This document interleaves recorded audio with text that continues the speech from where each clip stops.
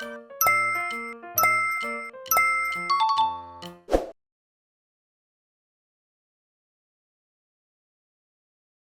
같이 누가복음 18장 3절부터 8절의 말씀을 한 목소리로 합독하시겠습니다. 그 도시에 한 과부가 있어 자주 그에게 가서 내 원수에 대한 나의 원한을 풀어주소서 하되 그가 얼마 동안 듣지 아니하다가 후에 속으로 생각하되 내가 하나님을 두려워하지 않고 사람을 무시하나 이 과부가 나를 번거롭게 하니 내가 그 원한을 풀어주리라. 그렇지 않으면 늘 와서 나를 괴롭게 하리라 하였느니라. 주께서 또 이르시되 불의한 재판장이 말한 것을 들으라. 하물며 하나님께서 그 밤낮 부르짖는 택하신 자들의 원한을 풀어주지 아니하시겠느냐. 그들에게 오래 참으시겠느냐. 내가 너에게 이르노니 속히 그 원한을 풀어주시리라. 그러나 인자가 올 때 세상에서 믿음을 보겠느냐 하시니라.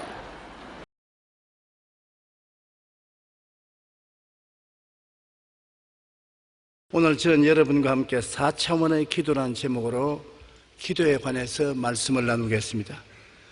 기도는 영혼의 호흡입니다. 우리가 늘 육신의 호흡을 해야 살고 있는 것처럼 기도도 늘 기도해야 영혼이 살아날 수 있는 것입니다. 기도하지 않으면 영혼은 곧 메말라 버립니다. 기도는 항상 하는 감사와 찬양이 있습니다. 무엇을 해도 주님 감사합니다. 주님을 찬양합니다. 기쁩니다.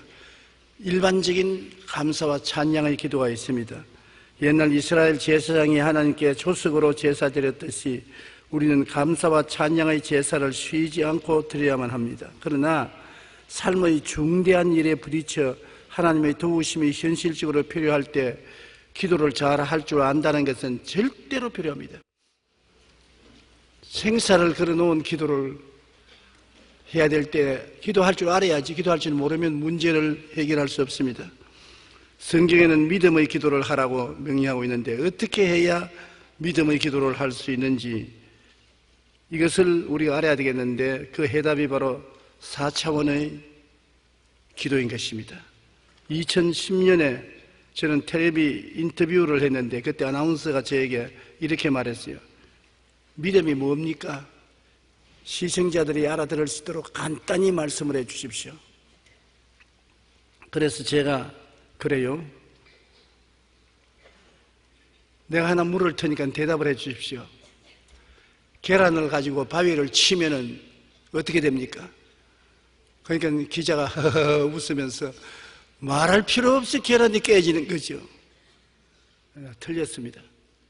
계란을 들고 바위를 치면 바위가 깨집니다. 어떻게 그런 일이 있으십니까? 그게 믿음입니다. 상식적으로, 이성적으로, 체험적으로 생각하면 계란을 들고 바위를 치면 계란이 깨질 것 같은데 우리 믿음이라는 것은 계란을 가지고 바위를 치면 바위가 깨어질 것을 믿는 것이 믿음입니다. 사물을 볼 때 신앙인들은 세상 사람과 차이가 있습니다. 바로 이런 차원이 4차원의 생각인 것입니다. 우리 하나님의 약속한 말씀이면 무엇이든지 믿어야 되는 것입니다. 로마서 10장 17절에 믿음은 들음에서 나며 들음은 그리스도의 말씀으로 말미암느니라 말씀하십니다. 우리는 말씀에 따라 죽은 자도 살리시고 없는 것도 있게 하시는 하나님을 믿음으로 나아가는 것입니다. 4차원의 기도는 우리 마음속에 하나님의 약속의 말씀을 확실히 갖고 약속이 이루어진 모습을 상상하며 믿음으로 고백하는 것입니다. 제가 이 여의도로 교회를 옮겨오고 난 다음 얼마 안 되었습니다. 우리 애들이 초등학교에 다닐 때였었습니다. 근데 하루는 우리 집에서 우리 집사람이 급한 전화가 왔어요. 오후인데 빨리 오라고. 왜 그러냐니까 둘째가 지금 죽어가고 있다고. 아니 말갛게 아침에 학교 간 애가 왜 죽어가냐니까. 자관 빨리 오라고. 지금 빨리 안 오면 애 하나 잃어버리겠다. 그래서 헐레벌떡 집으로 달려갔습니다. 가서 보니까 내 침대에 둘째가 들어 누워서 혼수 상태에 있어요. 어떻게 해서 그래 됐냐? 그 당시에는 애들이 밖에 나가면 뭘 먹을 것이 없어요. 먹을 것이라고는 학교 앞에서 번데기 장사가 뻔 크고 다닙니다. 그러면 거기에서 돈을 좀 주면 요런 종이컵에다가 번데기를 줘요. 애들이 그 번데기를 먹고 단백질을 얻은 것입니다. 그날 또 애들이 나가서 번데기를 먹었는데 그 번데기가 농약으로 강력하게 중독이 된 번데기를 먹었어요. 먹은 애들이 다 그 자리에서 쓰러졌습니다. 그때 조선일보, 동아일보, 중앙일보에 크게 났습니다만 그 중에 몇 사람은 그 자리에서 죽었습니다. 우리 애도 쓰러져 있는데 어떻게 알아난지 누가 자전거에 싣고 우리 집으로 데려다 주었어요. 그때는 교회가 너무나 어렵고 생활이 각박했기 때문에 병원에 입원시킬 경제적인 여유가 없었습니다. 그러나 애가 죽고 가니 어떻게 하는 것입니까? 빨리 병원에 연락해서 의사를 불러가지고서 집에서 치료를 하니까 의사가 벌써 늦었다고, 손석이 늦었다고. 독이 온몸에 퍼졌는데 뭐 이거 어찌할 도리가 있냐고. 링거 주사나 놔주겠다고. 근데 얘는 호흡을 몰아쓰고 자꾸 나보고 아버지 살려주세요, 아버지 살려주세요. 사람이 정말 죽겠더라고요. 그래서 내가 하나님께 기도를 하려고 했는데 기도가 나오면 좋은데 기도가 안 나옵니다. 주여, 천정도 안 올라가서 기도가 땅에 떨어져 버리는 거죠.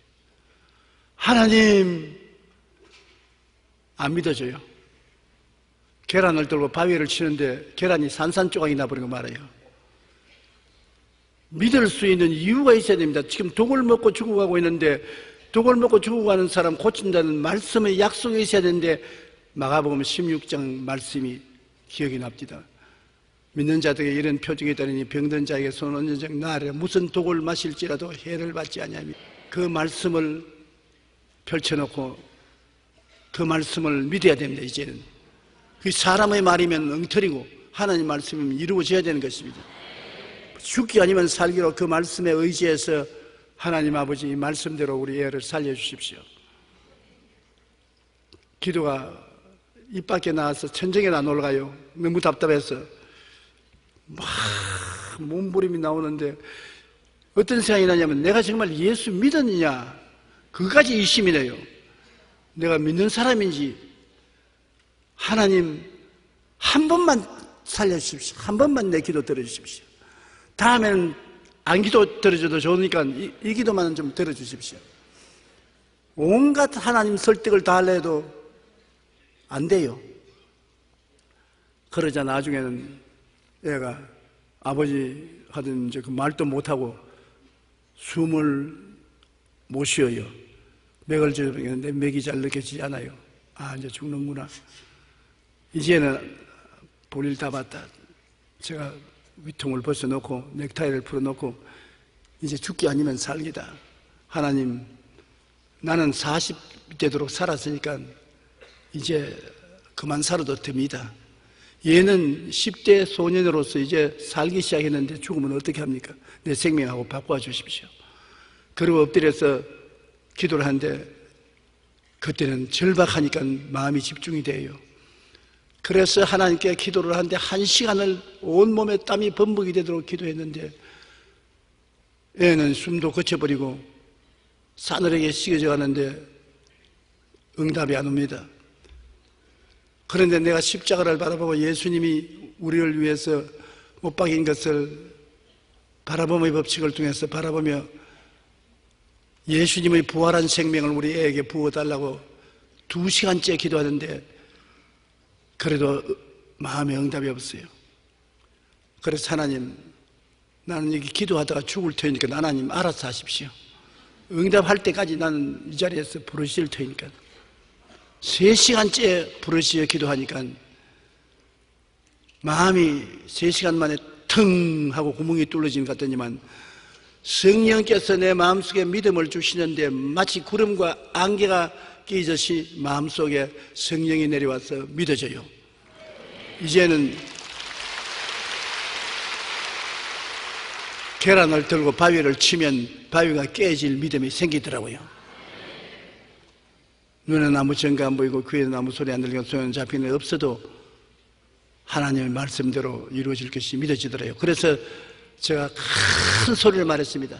사무엘, 나사렛 예수 그리스도 이름으로 일어나라. 그러니까 안 일어나도 일어날 것을 내가 믿을 수 있어요. 그만치 믿음이 꽉 들어찼어요. 호닥딱 일어나더니 그 다음 입을 열더니만 토하는데 아주 시커먼 독을 토해내요. 그래. 내가 너무 감사해서 그걸 알았는데 아버지 나 살아. 예수님께 감사해. 예수님 어디 계시니까 여기 계시잖아. 날 데리고 왔는데 여기 계시잖아. 예수님 안 보이지만 난 너무 감사해서 예수님 고맙습니다. 감사합니다.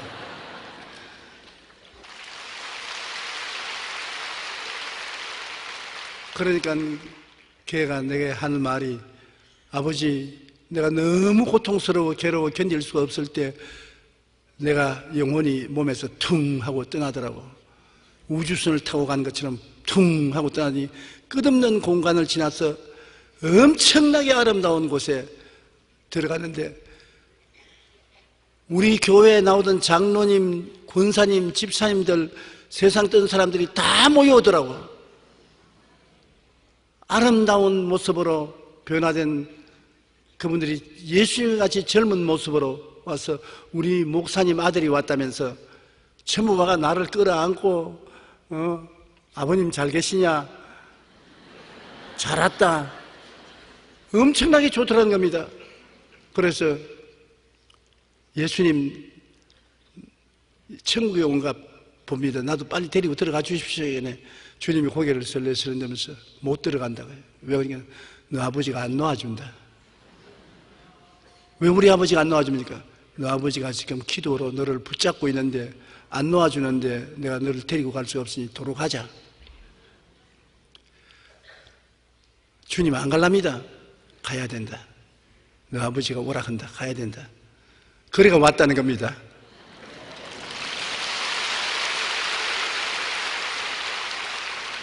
기도라는 것은 이렇게 절박하면 목숨을 걸고 기도해야 기도가 되는 거예요. 보통 때 기도는 주여 감사합니다. 할렐루야 찬송합니다. 할렐루야 뭐 그렇게 하면 돼요. 되는데 죽기 아니면 살기로 해야 될 문제에 부딪히면 목숨을 걸고 기도해야 되는데 그때야 말로 4차원의 기도, 믿음의 기도를 해야 되는 것입니다. 입술에 발린 기도가 아닙니다. 진실로 믿음의 기도입니다. 그때야말로 2시간, 3시간, 4시간, 5시간도 좋고 20하루 또한 계속해서 기도해도 좋고 금식하고 철야하고 모든 일을 다 동원해 좋습니다. 그러나 그러한 날짜가 문제가 아니라 믿음으로 기도해야 되는 것입니다. 그게 4차원의 기도입니다. 그냥 기도하는 것이 아니라 확실한 믿음으로 기도해야 하는 것입니다. 마음에 그냥 믿어지는 것이 아니라 엄청난 창조적인 믿음이 들어와요. 내 믿음이 아닙니다. 성령께서 마음에 오셔서 성령께 사로잡힌 믿음인 것입니다. 그건 반드시 기적이 일어나요. 저는 그때 체험한 그 체험이 마음속에 잊어지지 않습니다. 그러므로 첫째 믿음의 기도는 어떤 기도인가를 우리가 반드시 알아야 되는데 믿음이란 바라는 것, 즉 마음의 소원과 꿈을 실상을 갖고 기도하는 것입니다. 믿음은 바라는 것들의 실상이 바라는 것이라는 건 꿈과 믿음의 꿈과 바라는 목표 아닙니까? 내가 바라는 것을 내가 기도하고 믿을 때 그 믿음은 실상이라는 게 있습니다. 실상이라는 것은 없는 것을 있는 것처럼 확실한 증거를 갖고 기도하는 것인데 예로 땅을 샀을 때 땅 문서를 손에 쥐면은 땅은 안 가봤어도 그 땅은 우리 땅, 내 땅인 것을 확정하지 않습니까? 그처럼 안 보이고 안 들리고 안 잡아봐도 마음속에 내 것이 되었다는 확실한 증거를 갖는 것이 실상인 것입니다. 그러니 막연한 기도가 아니에요. 바라는 것, 믿음은 바라는 것의 바라는 것, 내가 소원하는 것의 실상이 이루어져야 되는 것입니다. 실상이 이루어지면 믿음이 역사하는 것입니다. 우리 애를 위해서 기도할 때 아직 안 일어났는데도 불구하고 살아났다는 확실한 증거가 마음속에 확정되었을 때, 눈에 안 보이고 귀에 안 들리고 손에 안 잡혀도 살아났다는 확실한 믿음이 마음속에 생겨난 것처럼 믿음과 증거가 일치가 되었을 때 믿음의 기도를 할 수가 있는 것입니다. 마음의 생각 속에 하나님의 약속의 말씀을 분명히 깨달아야 돼요. 나는 마가복음 16장이 없었으면 그런 믿음의 기도를 할 수 없습니다. 자꾸 마귀가 의심을 가져오는데 그 의심을 어떻게 이깁니까? 그런데 성경 말씀에 믿는 자들에게 이런 표적이 따르니 무슨 독을 마실지라도 해를 받지 않는다는 하나님의 약속이 있는 것입니다. 보통 때는 저 하늘이 무너지고 이 땅이 꺼져도 1.1도 변하지 않는다는 말을 하지만은 아주 급박한 일을 당할 때는 흔들리지 않은 약속이 있어야지, 흔들리지 않은 약속이 없으면 다가오는 의심이 말로 다 할 수 없어요. 어느 정도 의심이 아니라면 완전히 파멸적인 의심이 있다고 하는 것입니다. 다 끝났다. 모든 것은 제로다. 이제는 손 틀어라. 그런 마귀의 의심이 억척같이 밀어제낄 때 그를 버티고 설 수 있는 것은 말씀이 있어야 되는 것입니다. 그러므로 창세기부터 계시록까지 평소에 늘 성경을 공부해야 돼요. 그래서 성경 말씀이 위기를 당했을 때 마음속에 떠올려야 돼요. 말씀을 부여잡고 나갈 수 있어야 돼요. 나는 그때 그 말씀이 있었기 때문에 어떠한 의심이 들어와도 그를 극복할 수 있는 힘이 있는 것입니다. 그러므로 말씀을 알아야 돼요. 믿음의 기도라는 것은 하나님의 약속의 말씀을 모르고 막연히 기도하는 것은 형식과 의식적인 기도요, 확실히 이루어진다는 보장이 없습니다. 말씀을 알아야 되는데 우리가 오중복음과 삼중축복 같은 것은 칼보리 십자가에 못 박혀 예수님이 몸짓고 피 흘리신 언약의 약속이 분명히 있잖아요. 이사야서 53장에 제가 찔리면 우리 허물을 인하며 제가 상하면 우리 죄악을 인함이라. 제가 징계를 받음으로 우리가 평화를 누리고 제가 채찍에 맞으므로 우리가 나음을 입었도다. 우리는 다 양같이 그릇 행하여 각기 제 길로 갔거늘 야훼께서 우리 무리의 죄악을 저에게 담당시켰다. 그 말씀 가운데 우리는 죄 사함에 대한 약속도 있고 거룩함에 대한 약속도 있고 병고침에 대한 약속도 있고 저주에서 해방되어 아브라함의 복을 받는 약속도 있고 부활 영생 천국에 대한 약속도 있는 것입니다. 그 약속이 성경에 기록된 것을 확 잡아야 의심이 파도처럼 쳐올 때라도 방파제처럼 파도를 이기고 설 수 있는 것입니다. 말씀을 이해해야 되고 그 다음에 약속이 이루어진 모습을 바라볼 수 있어야 되는 것입니다. 죽은 시체를 바라보고 기도해서는 안 돼요. 기도할 때 살아 일어난 모습을 마음속에 바라봐야 되는 것처럼 우리가 기도할 때 하나님의 약속이 이루어진 것을 마음속에 분명히 바라보고 기도해야 되는 것입니다. 믿음은 바라는 것들의 실상이기 때문에 바라는 것이 분명해야 돼요. 약속의 말씀을 따라서 바라는 것입니다. 약속의 말씀은 일반적인 약속이지만 바라는 것은 구체적인 목적이 있어야 되는 것입니다. 이루어진 모습을 바라보고 그 다음에는 믿는 것입니다. 성령께서 마음에 믿음을 줄 때까지 부르짖어서 믿는 것입니다. 믿고 난 다음에 마음에 믿음이 생기면 그 다음에는 입술로 명령을 내야 되는 것입니다. 이루어질지어다. 살아나라. 병은 물러가라. 문제는 해결되라. 이것이 4차원의 기도인 것입니다. 제일 먼저 약속의 말씀을 분명히 깨달아 알고 그 말씀에 입각해서 내 목적이 응답된 것을 마음속에 분명히 바라보고 그리고 바라보고 기도하면 믿음이 생겨요. 그 믿음을 붙잡고서 입술로 명령을 해야 되는 것입니다. 기도에는 믿음의 기도와 소망의 기도가 있는데 대다수의 사람들이 소망의 기도를 믿음의 기도로 착각하는 것입니다. 소망은 언젠가 이루어질 것이다. 이루어지기를 바란다. 하나님, 이 언젠가 이루어지게 하옵소서. 언젠가 성취되게 하여 주시옵소서. 막연한 소망을 가지고 있기 때문에 이것은 소망은 언제나 소망으로 남아있지 현실로 이루어지지 않는 것입니다. 소망의 기도는 받게 될 거야. 받았으면 좋겠다. 하고 미래형으로 말합니다. 이러한 소망으로 하나님의 응답과 기적을 가져오지 못합니다. 믿음에 대해서는 히브리서 11장 1절에 믿음은 바라는 것들의 실상이요 보이지 못하는 것의 증거라고 말한 것처럼 믿음의 기도는 말을 길게 할 필요가 없습니다. 응답 받았다. 나았다. 낫게 해주셔서 감사합니다. 완료형 혹은 과거형으로 말하는 것입니다.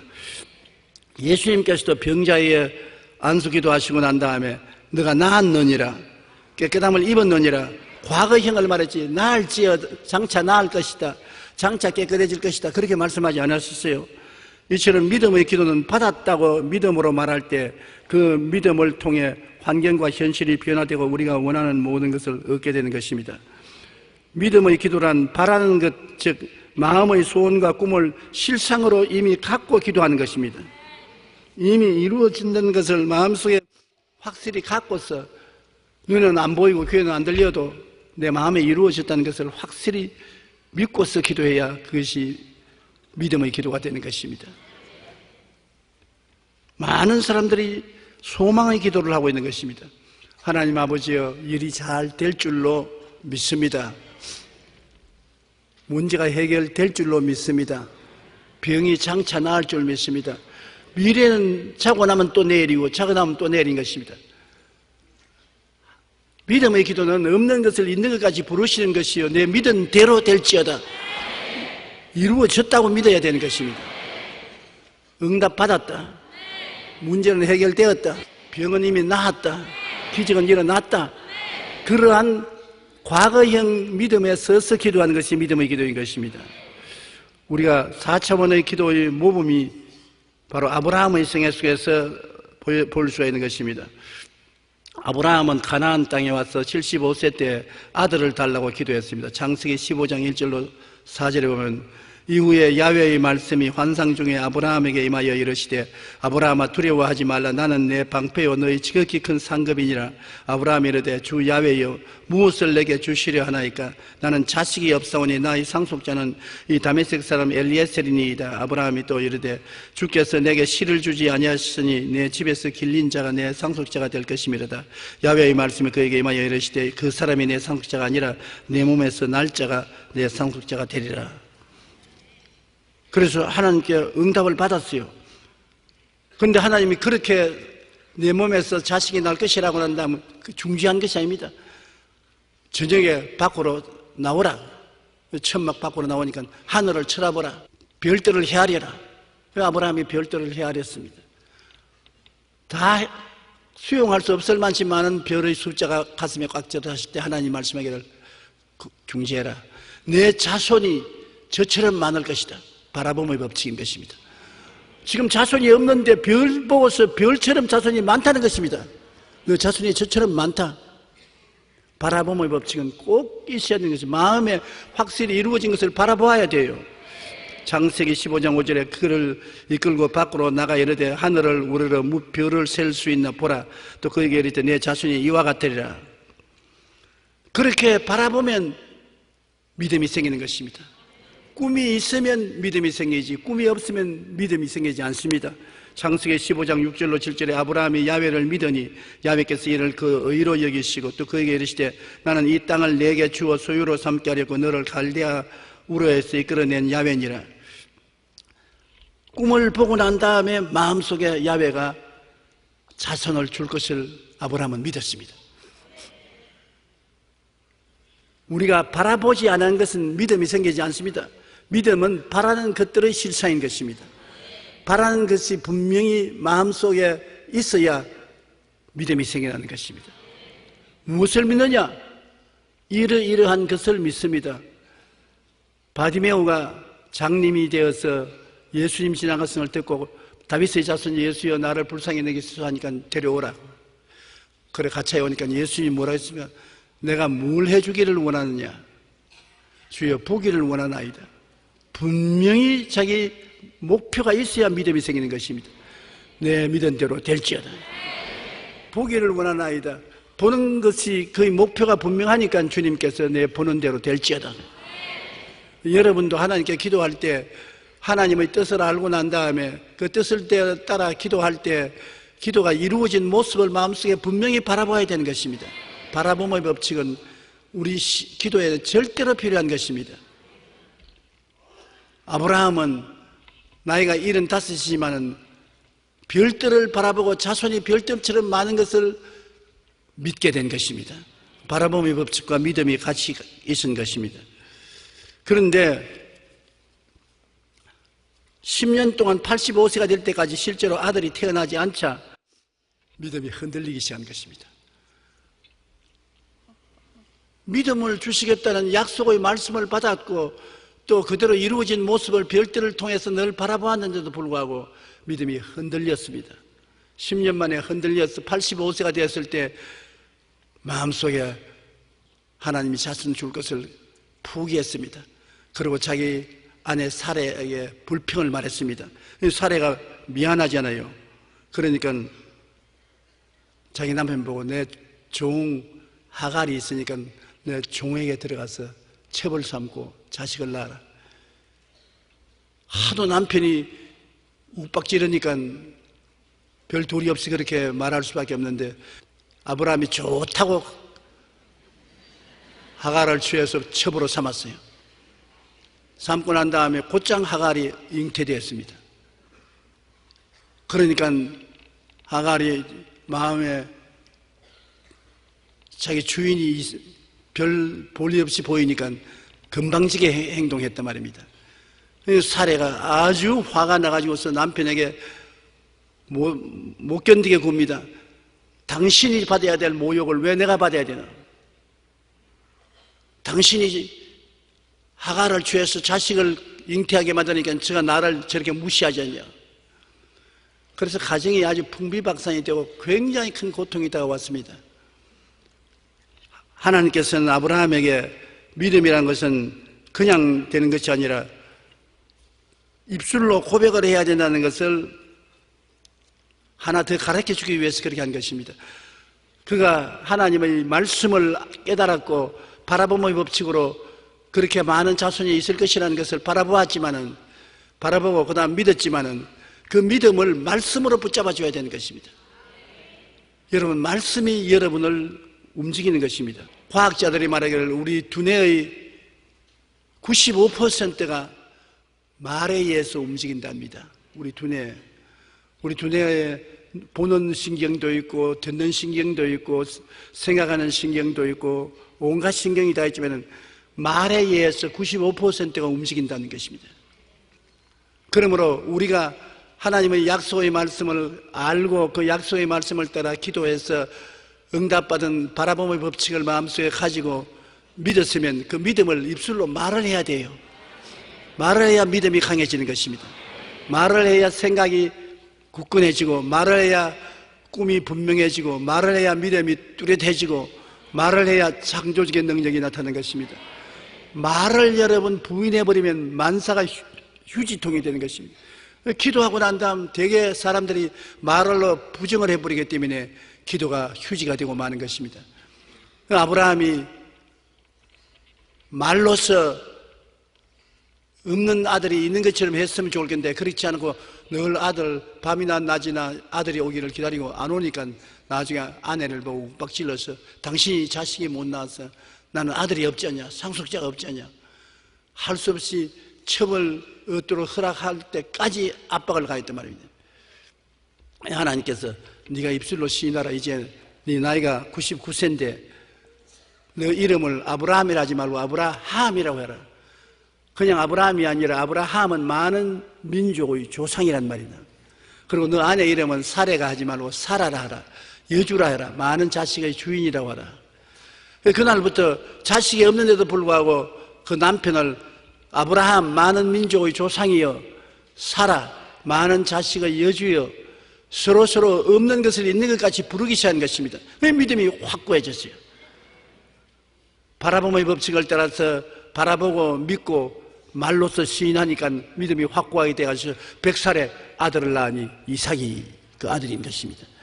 하나님은 아브라함을 통해서 우리에게 믿음의 모범을 보여주기 위해서 이런 과정을 통하게 만들어준 것입니다. 한번 따라해보시면, 첫째로 말씀을 통하여 하나님 뜻을 알아야 되고, 둘째로 하나님의 뜻을 통하여 내 꿈을 분명히 보아야 되고,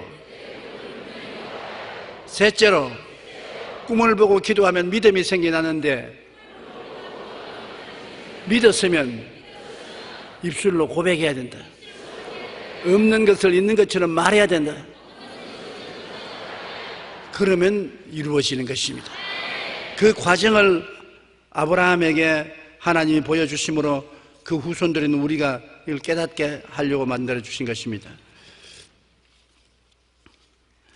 우리가 4차원의 기도를 어떻게 하느냐? 생각에 바라는 꿈과 꿈을 믿는 믿음과 입술의 고백 속에 실상과 증거, 즉 응답받은 실상의 확신을 가지고 시인하면 그대로 이루어지게 되는 것입니다. 마가복음 11장 23절로 24절 우리 다 같이 한번 읽어보십시다. 누구든지 이 산들어 들리어 바다에 던지라 하며 그 말하는 것이 이루어질 줄 믿고 마음에 의심하지 아니하면 그대로 되리라. 그러므로 내가 너희에게 말하노니 무엇이든지 기도하고 구한 것은 받은 줄로 믿어라. 그리하면 너희에게 그대로 되리라. 여기 예수님이 뭐라고 말하십니까? 이 산들어 들리어 바다에 던지라 말하고 이루어질 줄 마음에 의심하지 말라고 하는 것입니다. 그러므로 마음에 믿음을 가졌으면 그것을 말하라는 것입니다. 내가 이 산이 옮겨서 바다로 갈 것을 마음속에 믿었으면 그것을 입술로 말을 하라. 이 산들을 명하여 바다에 던지라고 말을 하라. 그러므로 믿음과 말은 언제나 같이 가야 돼요. 저는 항상 내 마음에 믿은 것을 입술로 시인하면 그 믿음이 강해지는 것입니다. 감기라도 들려오고 몸살이도 나오면 그냥 내 마음속에 주님이 채찍에 맞음으로 내가 나음을 입었다고 믿습니다. 그렇게만 해서는 안 되는 것입니다. 내가 그 약속의 말씀을 기억해요. 그러나 그것을 입술로 고백을 하기 시작하는 것입니다. 제가 채찍에 맞음으로 내가 나음을 입었나니라. 제가 채찍에 맞음으로 내가 나음을 입었나니라. 한두 번 하는 것이 아닙니다. 주님은 한 번만 하면 되지만 우리는 사람이니까 100번도 1000번도 해야 되는 것입니다. 제가 채찍에 맞음으로 너희가 나음을 입었나니라. 그러면은 믿은 것이 입술로 고백하면 치료가 다가오는 것입니다. 나는 우리 자매님 한 분의 간증을 잊을 수가 없어요. 서대문에 있을 때입니다. 뇌 종양이 생겨서 뇌 종양 수술을 하기 위해서 병원에 입원을 했는데 종양이 아주 깊은 곳에 있어서 수술하다가 죽을 수 있다는 말을 의사 선생님이 들었습니다. 그래서 그가 저희 설교 말씀을 기억했었어요. 제가 채찍에 맞음으로 너희가 나음을 입었다고 말했는데 믿고 기도를 해도 종양이 안 나아요.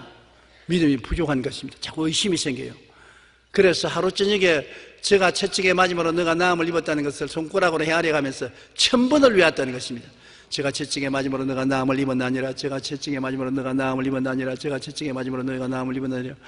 자꾸 말을 하니까 하나님 약속이 더 확실해지고 나은 꿈이 분명해지고 믿음이 더 확실해지고 믿음으로 말씀하니까 기적이 일어나서 그 다음날 의사가 다시 재검을 하고서 수술하려고 하니까 종양이 온데간데 없이 사라져버리고 마는 것입니다.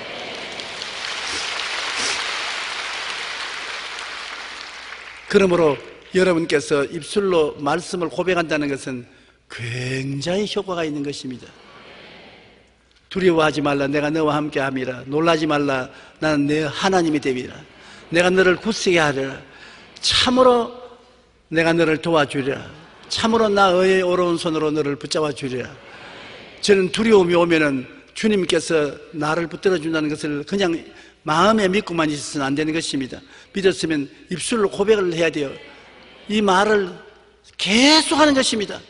계속 하면 두려움이 산산조각이 나서 흩어져 버리고 말고 믿음이 마음속에 굳세게 서는 것입니다. 우리가 기도를 하되 4차원의 믿음을 통해서 기도해야 되는 것입니다. 예를 들어 말하면 병 낫기 위해서 기도할 때 여러분 그냥 하나님 병 낫게 해주십시오 하지 말고 치료의 약속이 기록된 것을 분명히 알아야 되는 것입니다. 기록되었을 때 성경에 기록되었을 때 제가 채찍에 맞음으로 너가 나음을 입었다고 하였나니라. 약속의 말씀이 성경에 있는 것을 말씀을 분명히 알아야 되고 상상 속에 나은 모습을 그 다음 바라보아야 되고 그리고 하나님 저 바라본 대로 낫게 해주시옵소서. 내가 바라보고 기도하는데 바라본 대로 낫게 해주십시오. 그러면 믿음이 생겨나요. 믿음이 생겨나면 기적을 믿고 나았다고 선언을 해야 되는 것이 입술로 마지막으로 하는 것이 선언인 것입니다. 제가 채찍에 맞음으로 내가 나음을 입었나니라. 그래서 하나님 이미 저는 마음으로 고침을 받았사오니 이제 그대로 몸에 이루어지게 하옵소서라고 부르짖고 기도하고 입술로 고백을 해야 되는 것입니다. 야고보서 5장 15절에 믿음의 기도는 병든 자를 구원하리니 주께서 그를 일으키시리라. 혹시 죄를 범하였을지라도 사하심을 받으리라. 이렇게 믿음의 기도를 하는 것이 4차원의 기도인 것입니다. 느낌으로 하는 기도가 아닌 것입니다. 저는 신학교 다닐 때 굉장히 몸도 허약하고 가난해서 내가 과연 목사가 되겠는가, 목회를 할 수 있겠는가 그런 의심이 많았습니다. 그런데 세계적인 부흥사였던 아르 리드 목사님이 한국에 와서 부흥회를 서울에서 열고 그다음 대전에 가서 부흥회를 여는데 저를 통역으로 따라 보냈어요. 그래서 대전에 가서 호텔에서 자고 아침에 일어나서 아르 리드 목사님하고 나하고 둘이 앉아서 식사를 하는데 아르 리드 목사님이 안경을 이렇게 해서 나를 안경 너머로 이렇게 보더니만 자네 성경 말씀에 성령이 오시면 젊은이들은 환상을 보고 늙은이들은 꿈을 꾼다는 말이 있지 믿느냐? 그러죠. 아, 믿습니다. 나는 이제 늙은이가 되어서 꿈을 자주 꿔. 그래 내 속으로 영감이 꿈 같은 소리 또 하네. 부흥에 와서. 그래 저 학생이 나를 어떻게 생각할지 모르겠지만 내가 꿈에 자네를 보았네. 그럼 내가 뭘 보셨습니까? 나를 자세하게 살보니 장차 자네가 교회를 세우는데 인산인해로 사람이 오는 것을 내가 보았다. 꿈에. 그리고 온 천하에 다니면서 만민에게 복음을 전가하는 것을 보았다. 그래서 내가 리드 박사님 나는 몸이 약해요. 돈도 없어요. 백도 없어요. 그런 일이 과연 일어날까요? 이거는. 그러니까 꿈이지. 일어날 보장이 있으면 꿈꿀 필요 없지 않냐? 그러니까 꿈인데 꿈은 하나님이 이루시는 것이야. 사람이 이루는 것이 아니기 때문에 네가 해석할 필요가 없어. 진짜로 계란을 들고 바위를 치면은 바위가 깨어진다는 것이 꿈인 믿음인 것입니다. 하나님이 이루시니까. 그러므로 여러분이 꿈을 꾸면 계산하지 말아야 돼요. 계산은 하나님이 하시지 여러분이 계산하면 안 되는 것입니다. 그런데 세월이 흘러가서 지금 내가 돌아보면 그 영감님 벌써 천당 갔고 나도 50년이 넘는 목회 생활을 끝마치고 지금 여러분 앞에 서서 졸업생으로서 설교를 하고 있는데요. 돌아보면 다 이루어졌어요.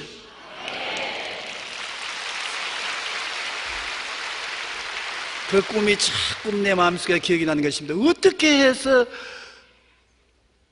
내가 세계 최대의 교회의 목회를 할 수 있는 목회자가 되었는지 상상할 수 없고, 어떻게 해서 목회를 하면서 그 바쁜 세월에 지구를 120바퀴나 돌면서 온 세계 70여 개국에 400여 도시에 가서 복음을 전가하는 일을 했을까? 상상이 안 가요.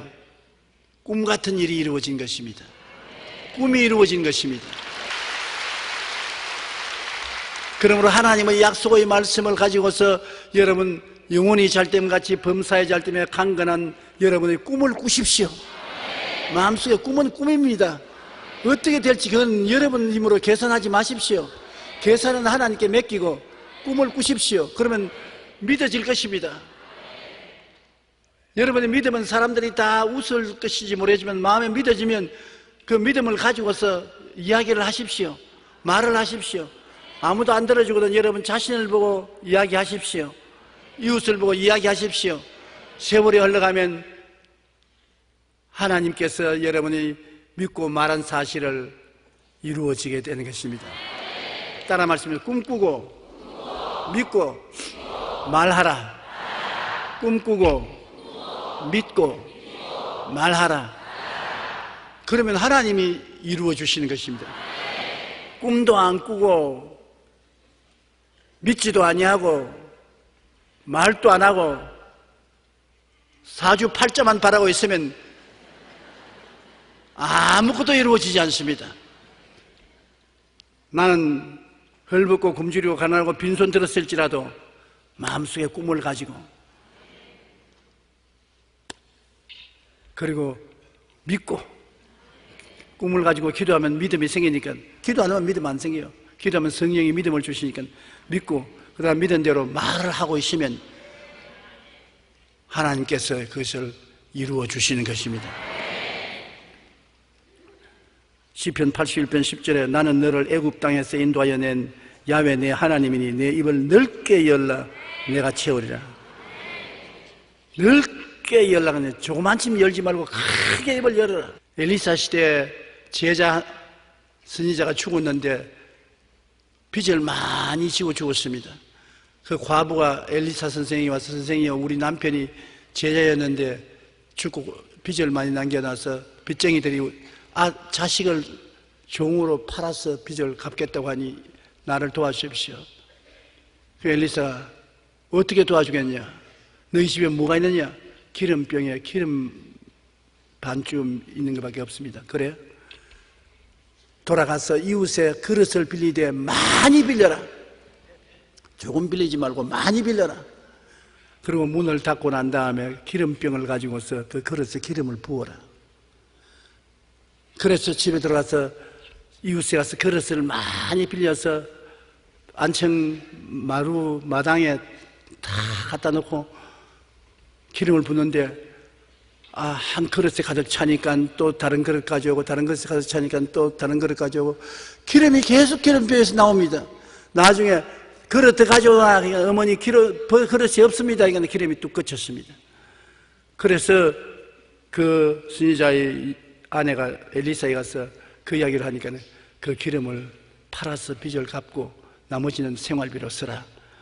거기에 여러분 보십시오.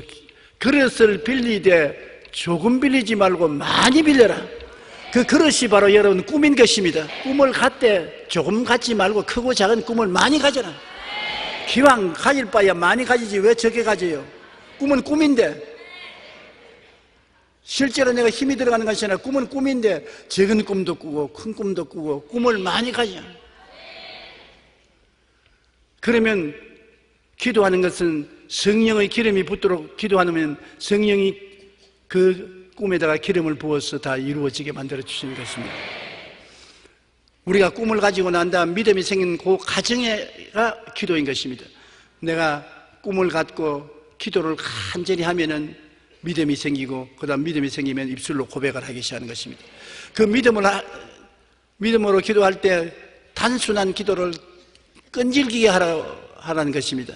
제가 우리 애 위해서 기도할 때 하나님 살려주십시오. 살려주십시오. 얘를 살려주십시오. 살려주십시오. 살려주십시오. 전지 전능 무수하지 하나님 어제도 계시고 오늘도 계시고 내일도 오실 하나님이시여 어디에 계시옵나이까. 사랑의 하나님 자비의 하나님. 그렇게 하면 그 정신이 거기 발려가지고서 기도가 집중 안 돼요. 그런 웅변 안 해도 괜찮아요. 주님 살려주십시오. 살려주십시오. 누가복음 18장 3절로 8절에 보면 한 도시에 과부가 있는데 그가 억울한 일을 당해서 재판관에게 가서 내 원수에 대한 원한을 갚아주셔서 기도하는데 그 이상 다른 말 안 했습니다. 위대한 재판장이여 공정한 재판장이여 도덕이 확실하고 학식이 많은 재판관이여 그렇게 말 안 했습니다. 가서 그냥 내 원수에 대한 원한을 갚아주셔서 아침부터 저녁까지 내 원수에 대한 원한을 갚아달라고 하니까 나중에 재판관이 말했습니까? 아유 이 과부 때문에 내가 못 살겠다. 너무 자꾸 달라들어서 갚아달라고 하니까 내 마음에 고민스러워서 견딜 수가 없으니까 과부 때문에가 아니라 내 때문에 갚아줘야 되겠다. 그래서 그 원한을 갚아주었다고 하는 것입니다. 그 말을 예수님이 인정하면서 이렇게 말했습니다. 하물며 하나님께서 그 밤낮 부러지는 태가신 자들의 원한을 풀어주지 아니하시겠느냐? 그들에게 오래 참으시겠느냐? 내가 너희에게 이르노니 속히 그 원한을 풀어주시리라. 그러나 인자가 올 때 세상에서 믿음을 보겠느냐 하시니라. 밤낮 부러지는 택한 자의 원한입니다. 밤낮 부러지는다. 웅변으로 부러지는 게 아니라 단순하게 밤낮으로 부러지는다. 이러므로 꿈과 믿음 사이에 밤낮으로 부러지고 믿음과 입술의 고백 사이에도 밤낮 부러지는 것입니다. 여러분, 꿈을 꾸고서 부러지고 믿음을 가지고서 부러지고 입술로 고백하면서도 부러지고, 기도는 그 세 가지 사건을 함께 섞어서 계속 부러지는 것입니다. 꿈을 꾸면서 늘 부러지게 기도하고, 믿으면서 늘 부러지게 기도하고, 그리고 입술로 고백하면서도 부러지게 기도하고, 그렇게 하면 하나님이 성령으로 역사해 주셔서 응답이 오게 만들어 주시는 것입니다. 예레미야 33장 3절에 너는 내게 부르시더라 내가 내게 응답하겠고 내가 알지 못하는 크고 은밀한 일을 보여주리라고 말씀한 것입니다. 윌리엄 캐리는 구두 수선공이었습니다. 꿈과 소망이 없이 살아가던 그는 예수님을 믿고 인생이 달라졌습니다. 구두 수선만 하고 있으니까 희망이 없이 좌절하고 있었는데 예수를 믿고 난 다음에 마음속에 꿈과 희망이 생겼습니다. 그는 훌륭한 선교사가 되어야 되겠다, 그런 꿈이 생겼어요. 그래서 가게에서 자기 자리 앞에 3개의 지도와 3가지 표어를 적은 종이를 붙여놓고 아침마다 그것을 바라보며 하루를 새롭게 시작하는 것입니다. 그 종이에는 큰 꿈을 가져라, 큰 기도를 하라, 큰 기대를 하라, 이렇게 구두수선하는 앞벽에다 붙여놓고 난 다음 구두수선하면서 늘 걸쳐다보는 것입니다. 큰 꿈을 가져라, 큰 기도를 가져라, 큰 믿음을 가져라. 끊임없이 꿈을 가졌습니다. 그래서 선교사가 될 꿈을 갖고 기도를 하고 기대를 한 결과에 그는 훗날에 인도로 가서 인도 역사상 큰 획을 끊는 위대한 선교 사역을 일으킨 주의 종이 된 것입니다. 누구든지 마음에 생각과 꿈을 품고 믿음으로 나아가면 이루지 못할 일이 없습니다. 4차원의 기도는 이처럼 응답받은 실상과 확신의 증거를 가지고 그대로 이루어지도록 끝까지 기도하는 것이 4차원의 기도인 것입니다. 4차원의 기도는 다시 한번 따라해 주십시오. 생각하고 그것이 이루어지는 모습을 바라보고 기적이 일어날 것을 믿고 입술로 고백하며 그대로 성사될 것을 계속해서 기도하는 것이다. 그러면 반드시 이루어지는 것입니다. 복잡하게 생각하지 마십시오. 내 설교한 것을 오늘 다 잊어버렸으면 3가지만 기억하십시오. 바라보고 믿고 말하라. 바라보고 믿고 말하라. 그 가운데 계속 기도가 섞여 들어가 있으면 하나님의 성령께서 역사하셔서 능력이 나타나게 되는 것입니다. 오늘 저는 여러분과 함께 기도와 성령의 역사라는 제목으로 은혜를 나누고자 합니다. 사람이 숨을 쉬지 아니하면 4분 이상 살지를 못합니다. 아무리 물고기가 활달하더라도 물 밖에 나오면 살 수 없습니다. 이와 같이 우리 예수를 믿는 사람들은 성령의 교통이 없이는 그 영혼이 살아남을 수가 없습니다. 우리는 원래 아담의 후예로서 죄악 가운데 영이 죽은 사람들입니다. 이러므로 영이 죽은 사람들 아무리 인간의 힘으로 깨우치려도 깨우치지 않습니다.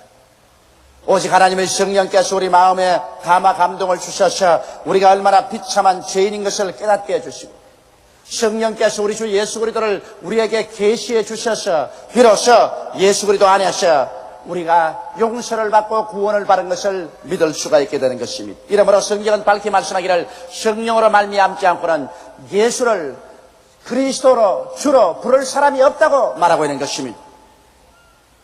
더구나 이 마지막 때를 사는 우리들은 그 누구보다도 간절하게 성령의 충만함을 받도록 하나님께 간구해야 될 것인 것입니다. 여러분, 성령은 우리가 예수 그리스도를 믿고 회개할 때 우리 속에 들어와서 거하십니다.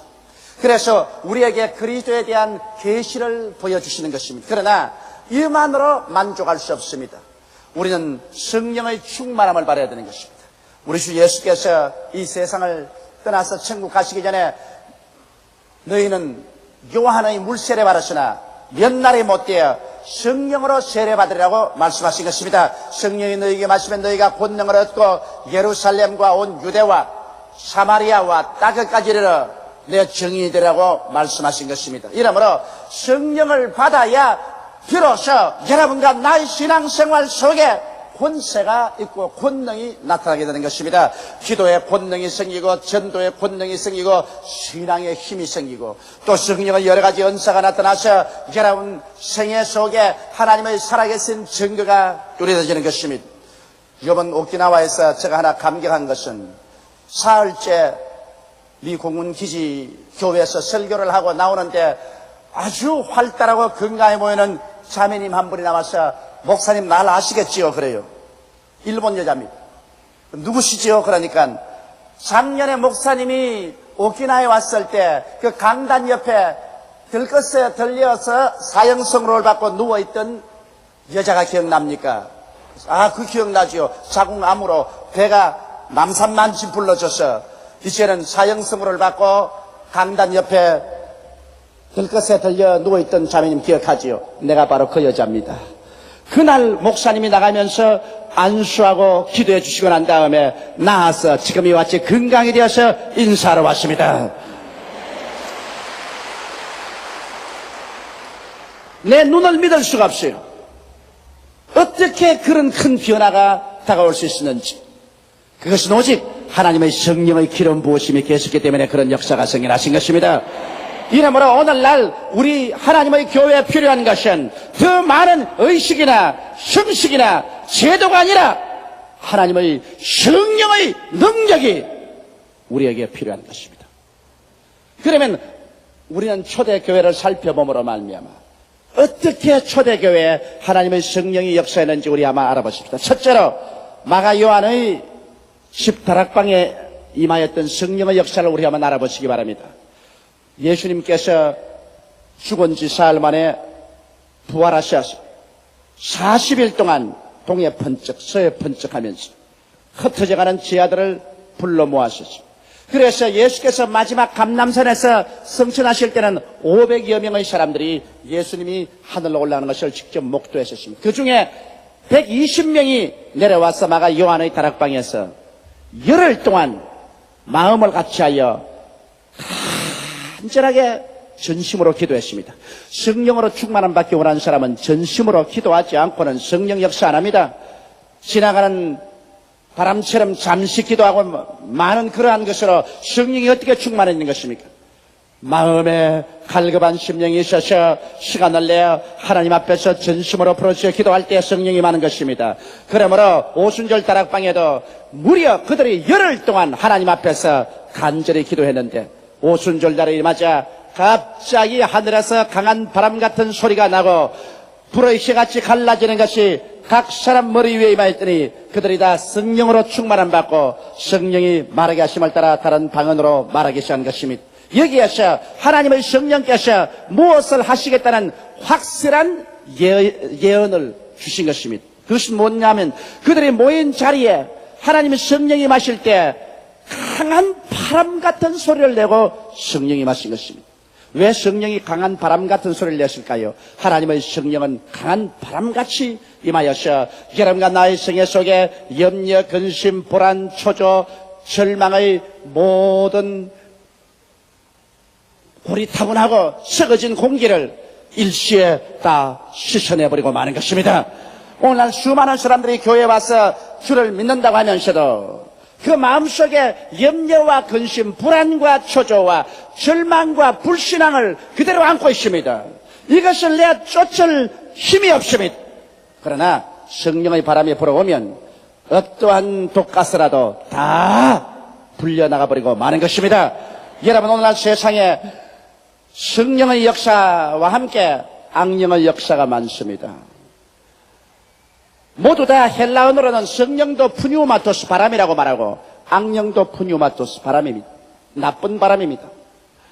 더러운 바람, 악령, 악한 귀신, 점치는 귀신, 거짓말하는 귀신, 연약해 하는 귀신, 질병을 가져오는 귀신, 여러 가지 악령들이 자리를 차지하고 있습니다.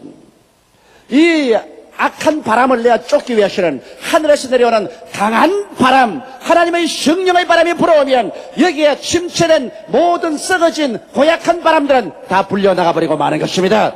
이렇기 때문에 우리의 신앙생활 가운데 마음속에 있는 모든 부정적이고 잘못된 악한 것들을 불어내는 것은 하나님의 성령의 역사 위에는 있을 수가 없습니다. 이렇기 때문에 성령의 충만함을 받지 않고 여러분 진실로 강한 믿음과 소망과 사랑을 가지고 신앙생활을 할 수가 없는 것입니다.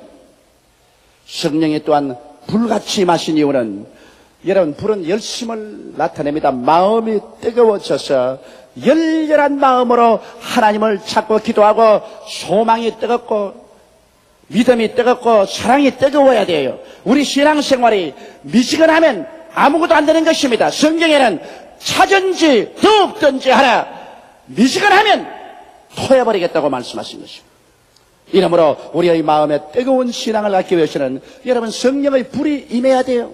그래서 이 불이 우리의 생애 속에 모든 더러운 육체에 속한 찌꺼기를 다 불태워버리고 여러분과 내 영혼이 하나님의 거룩한 믿음, 소망, 사랑의 불로 불타게 만드는 것은 성령의 역사 이외에는 절대로 일어날 수가 없는 것입니다. 그리고 성령은 오셔서 우리에게 방언으로 말하게 하겠다고 말한 것입니다. 방언은 하나님과 교제하는 깊은 기도 연어인 것입니다. 저는 방언 기도를 많이 합니다.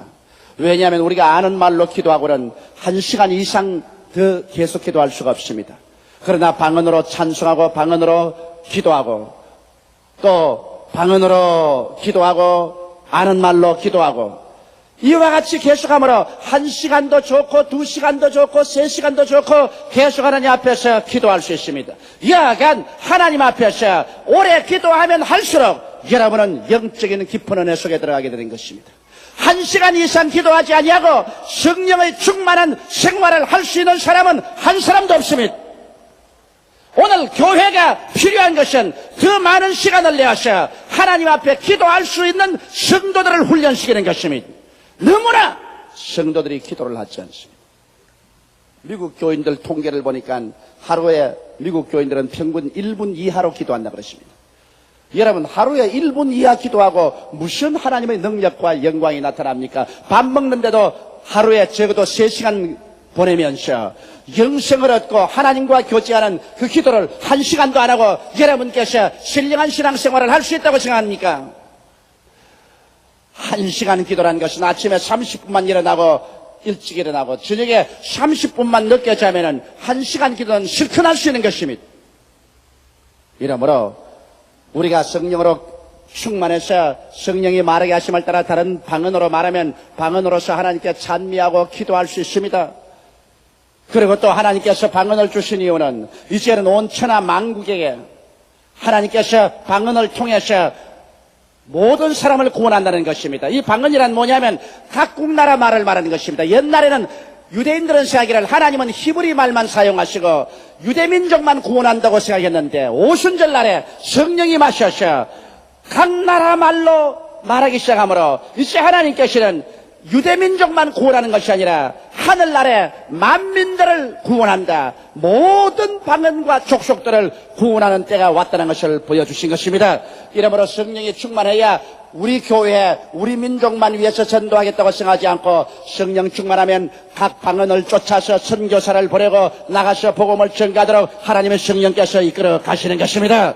이렇기 때문에 성령 충만이야말로 비로소 여러분과 내 마음이 하늘나라의 계시로서 충만하게 되고 열심 있는 신자가 되고 또 온 천하 만국에 나가서 복음을 전가할 수 있는 선교적인 뜨거운 소명이 마음속에 임하시게 되는 것입니다. 이렇기 때문에 오늘날 이 시점에 우리가 성령 충만하지 않은 신앙생활로서는 절대로 하나님을 기쁘시게 할 수가 없는 것입니다.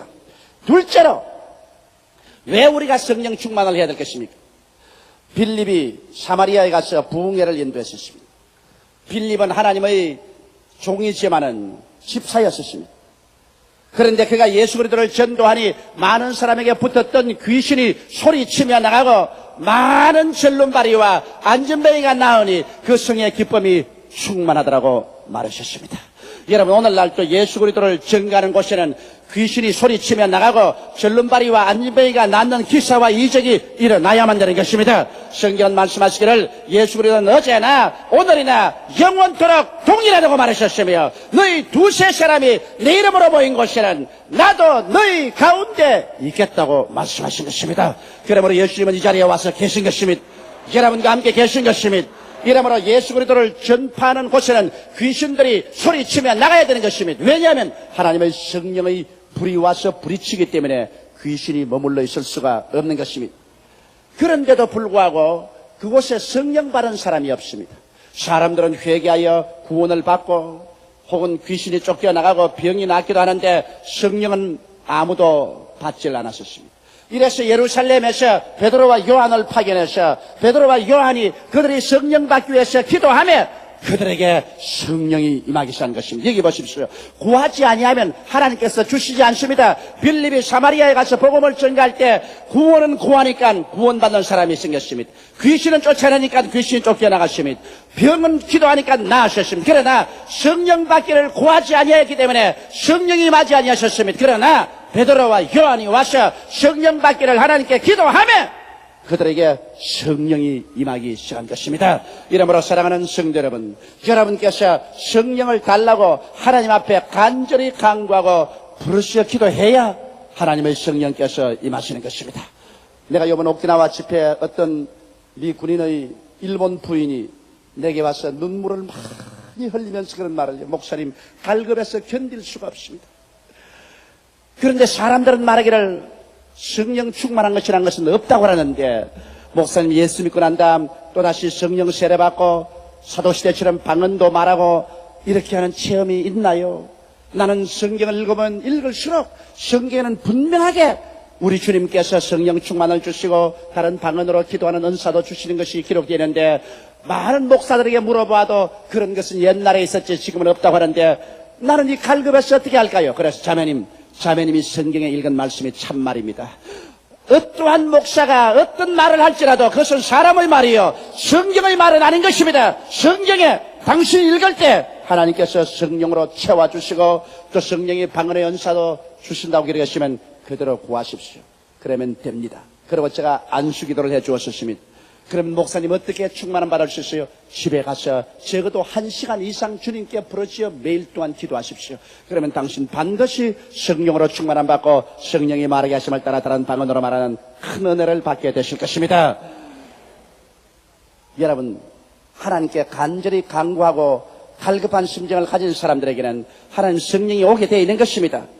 오늘 여기 세 번째로 보고 싶은 것은 바로 사울의 성령 체험인 것입니다. 사울은 나중에 바울이 됐지만은 그는 예수 그리스도를 미워하고 기독교회를 회파하셨습니다. 가는 곳마다 교인들을 잡아 감옥에 넣고 채찍으로 때리고 스데반이 죽을 때 증인으로서 있었습니다. 그는 예루살렘에서 대제사장으로부터 허가를 받아서 시리아의 땅 다메섹으로 피란간 신자들을 모조리 잡아 끌고 와서 감옥에 넣고 형벌하기 위해서 그는 군졸들을 데리고 시리아로 갔었습니다.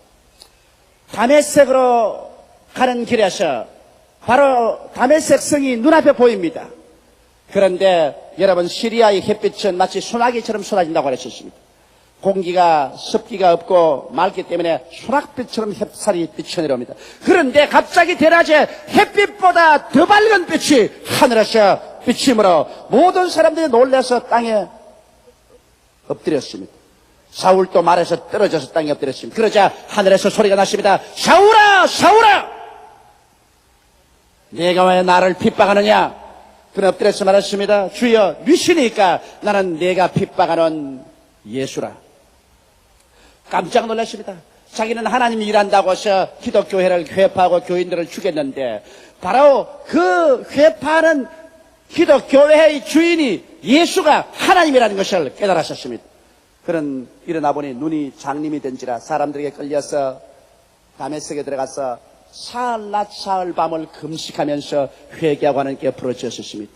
그러자 하나님의 영광이 임하시기 시작한 것입니다. 하나님께서 아나니아라는 사람에게 나타나셨습니다. 그리고 말씀하기를 아나니아야, 사울이라는 사람에게 찾아가서 안수하여 보게 하고 성령으로 충만함 받게 하라고 했었습니다. 아나니아가 말했습니다. 그 사람은 예루살렘에서도 많은 교인들을 죽이고 감옥에 가둬놓고 교회를 개파해서 이 자리에도 예수 교인을 잡으러 왔는데요. 그렇지 않다. 그 사람은 내가 택한 그릇이다. 나를 위해서 많은 어려움을 당하게 될 것이다. 직가라는 곳에 가서 사울을 찾아서 기도해 주라. 그래서 아나니아가 찾아와서 사울에게 안수하면서 사울아, 네가 길에서 올 때 만난 그 예수가 나를 보내서 너에게 안수하고 너에게 성령으로 충만하게 한 다음에 눈에서 비늘 같은 것이 떨어져서 눈이 보게 되고 그는 성령으로 충만함 받고 사울이 바울로서 이름을 바꾸고 그는 그때부터 일어나서 기독교 역사상 최대의 사도가 되어서 천하에 복음이 전파되는데 가장 큰 기여를 한 분이 된 것입니다. 바로 이는 성령으로 충만함 받고 난 다음부터 그 이성의 속에 의심은 다 사라지고 믿음, 소망, 사랑에 충만해서 마지막 로마에서 목이 베어질 때까지 복음을 전가하는 것입니다. 나는 오키나와에서 선교사 한 사람을 만났는데 이 선교사는 미 군인으로 와서 주둔해 있다가 성령을 충만히 받고 그 다음 미국에 돌아가서 선교사가 되어서 오키나와에 와서 복음을 전하는데 아주 성령이 충만하고 믿음이 열렬한 분입니다. 원래 그는 남침례교 교인으로서 성령 세례 같은 건 믿지도 않았는데 군인으로서 일할 때 몸이 병이 들었어요. 그래서 의사가 주사를 놓아주고 약을 주어도 낫질 않아요. 아주 고통스러웠어요. 그래서 간절히 하나님께 병 고쳐달라고 기도하는데 하나님 능력이 임하셔서 그 몸에 병이 나왔어요. 그래서 병 낫는 체험을 하고 나니까 이 하나님이 살아계시구나. 의식적이고 형식적인 하나님이 아니라 지금도 살아서 역사하는 하나님이구나. 그걸 깨달았다는 것입니다. 하루는 자전거를 타고 잠이 오지 않아서 저녁 늦게 자전거를 타고 나갔는데 자전거를 타고 왔다 갔다 하면서 하나님이여 내게 성령을 주시옵시기도 한데 새벽 3시에 길거리에서 자전거를 타고 가다가 그만 성령이 임하셨어요.